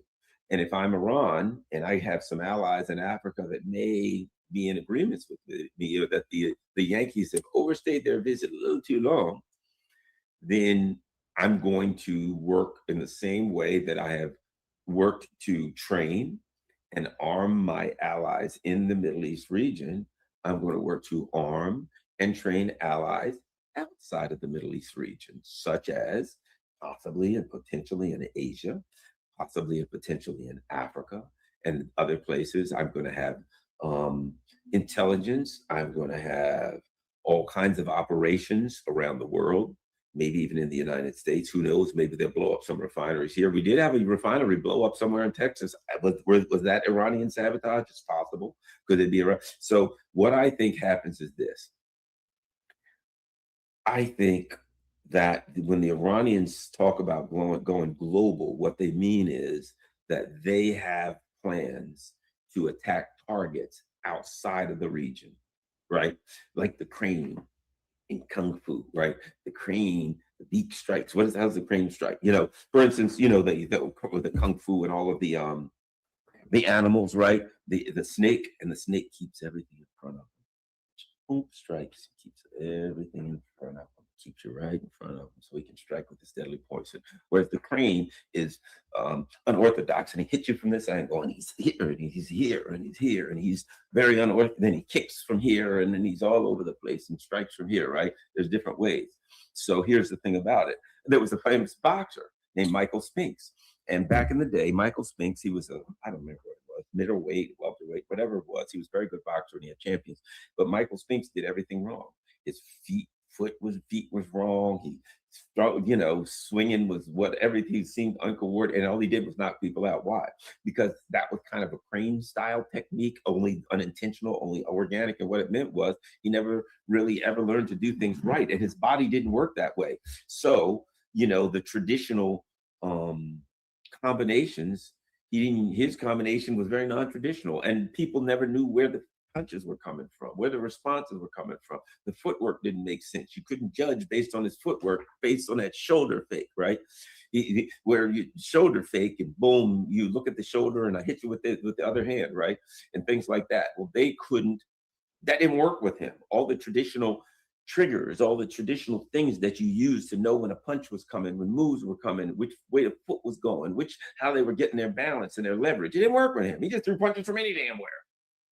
And the unorthodox nature of his skill set made him almost unbeatable in his welterweight. He didn't really, beat everybody. He went up above his weight and fought Mike Tyson. He shouldn't have done that because Mike Tyson outweighed the guy by like 20 pounds. Yeah, and he was in his prime. But I ain't hating on him. He made a lot of money, and he got knocked out with a body punch. And I still suspect as soon as Mike Tyson hit that body, he just went down. Yes, sir. I'm gonna get this 20 million. Wham! Oh boy. He went down, he torpedoed. I ain't hating on him. The man's trying to eat. I ain't hating on him. He made his money. But my point being, the unorthodox nature of combat can be an advantage. And I suspect what Iran is going to do in the second phase is to add conventional, because they can use conventional long strike techniques, right? And they're using conventional air defense. They've gone to some unconventional air defense that's working. And I suspect you're going to see unconventional attacks, which means, you know what? You think you can focus everything here and attack us here, right? So we're going to let you focus everything here, then we're going to hit you way over there. Then you're going to get hit in Africa. And your base is going to get hit hard in Africa by drones and things like that. And you're going to have to say how they do that. And now every base you have in Africa is going to have to go on high alert, because they could get hit by drones. And just when you do that, I'm going to hit one of them in Asia. Now they're all, and I'm going to say, I'm not going to allow you to focus all your energy here and not have any air defense anywhere else. Because you know what? The front is where I say it is. And you know where I say it is? It's wherever you are. And now what if I can sneak in and bomb a refinery in Houston or whatever they might do? Do you see what I'm saying? It's an unorthodox attack. So I think that when Iran says that in the next phase, the war will go global, I think if you decipher Iran's statement as more poetic, more colorful, more artistic, when they say the war will go global, they don't mean in a literal sense like it's going to be a world war. They mean it in a more artistic sense, like we will, Kung Fu is artistic. Of the smooth, right? Smooth, and it's flowing and all that stuff, right? So that I think what they're saying is we'll use an artistic manner of executing our war. We'll hit you where you're not. We'll hit you where you're least expected. We'll find areas where you don't have any air defense. Oh, wait a minute, you've moved all the air defense from there and you've talked them to the Middle East. Good, we'll hit you there. And now you can't just focus on this. And all you can do is you can strike us, but now you got to try to find what networks are we using? How are we getting the drones? How are we getting the missiles there? How are we getting this and that? I suspect what's coming is an unconventional way of attacking. So the bottom line is this. Here's what happens. A, you fight someone with the conventional way of doing what is it? It's long strikes, right? It's missiles and bombers and whatever and drones, right? Okay. But I don't think Iran is going to limit themselves to one type of warfare. I think what they're saying is we will continue with our long-range strike capabilities. We will continue with our conventional and non-conventional ways of attack of air defense and attacking your planes, and an assertive air defense. One that's rather than, what the old saying of defense is a good offense, rather than an air defense, an air offense where we actively see there's a difference between saying I'm sitting there waiting for your planes to fly in and bomb them, and another that says I'm actively hunting your planes and take them out. And I think that's what Iran's doing. Look, when you put a missile up, this drone, and it flies around waiting for a plane, flies around and it sees a plane and then it attacks the plane, right? That is not an air defense, that's an air offense. That is non-traditional. That's saying I'm hunting. That drone that's flying around, that missile that's flying around waiting for a plane is hunting a plane, not waiting to defend you from a plane that's attacked. It picks up a plane, it's waiting. Come on, just find me a target, right? It's hunting for a target. It's searching for a target. Now it sees a target. Now it goes and attacks the target. And it can also give you other information. Now you got other types of missiles that's coming after that target and other things. It's the opposite of defense. It's not air defense, it's air offense. You're hunting the enemy's aircraft. I think those are the types of things we're going to see. And I also think non-conventional attacks, maybe car bombs, maybe missiles, maybe drones fired from different things in different parts of the region and outside of the region. I think that's what we're looking at, because Iran knows our game plan. They know. Come in, throw a bunch of missiles, long distance fire at you, right? And then stop and let the smoke clear and see what we've had, and then see if you're ready to give up, which you ain't. And that's that. That's what I think the game plan is. I'm not seeing anything new. Iran is going to maintain the Straits of Hormuz in a few days when the U.S. attacks again. If I'm right, and they do, then we're right back where we started from, with one exception. You know what that is? The markets really are going to tank, and the oil prices really are going to blast if the United States reattacks, because then they're going to give up all hope. The markets, then the speculators are going to say, we ain't getting out of this one for the next 6 months to a year to 2 years. And at that point, that also means this: if Trump does do the attack, then it's the reality is we're looking at a very, very serious, probably depression. I would say if he attacks again, which is the likelihood, you're looking at a depression. You're looking at famine in a lot of places of the world. You're looking at a worst case scenario. And of course, you're looking at the political collapse of the United States empire. You're looking at an internal political collapse. The issue that is of consequence in the US at this point, the thing that we have to start, I go on Mario Nawfal, and he brings all of these people who know a lot of stuff on it. And every now and then he brings a schlump like me who's just a regular guy. And when I go on, and I've been telling them, dude, look, the ruling elite and the political class are not taking into account that if they bring too much pain on the American people, that at some people, the American people will be ready to bring the pain back upon them. They're not taking into account that there is, in fact, a potential for political instability, which could turn to internal violence, which could turn to a country coming to pieces. And that is a possibility here in the United States, because if they go back to this in, by June 1st, by, Memorial Day weekend, when people start traveling, well, what happens if we're $10 a gallon, which we will be, 11, 12, and it can't come back. At that point, our economy can't operate at $6, $7, $8 a gallon, much less 10. At that time, what you get is something far worse than inflation. You get deflation. You got a business, your business uses diesel, and you can't make money if your trucks run because diesel's too high. You go out, everybody gets laid off. The trucks go back to the bank because you can't make the note on them. The house payments and all your workers, all of these things just disappear. You can't pay your debts, etc. Right? Businesses go shut down. People get laid off. That's deflation. At the same time, because of the price of everything, prices inflate. Deflation, inflation equals what? Stagflation, worst possible scenario. And because it increases problems exponentially. So if they go back, which seems likely, then, the only question is, when do you start seeing the 2008 style layoff? Those of us who were around back then remember 635, 735,000, 900,000 layoffs a month going on. We remember that stuff.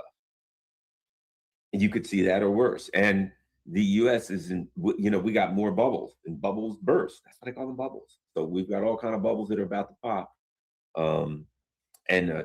Trump is walking around with a straight pen in his hand. Well, thanks a lot, everybody. I got to get ready to run. It's Sunday afternoon. I got things to do. Please. Go, Fig.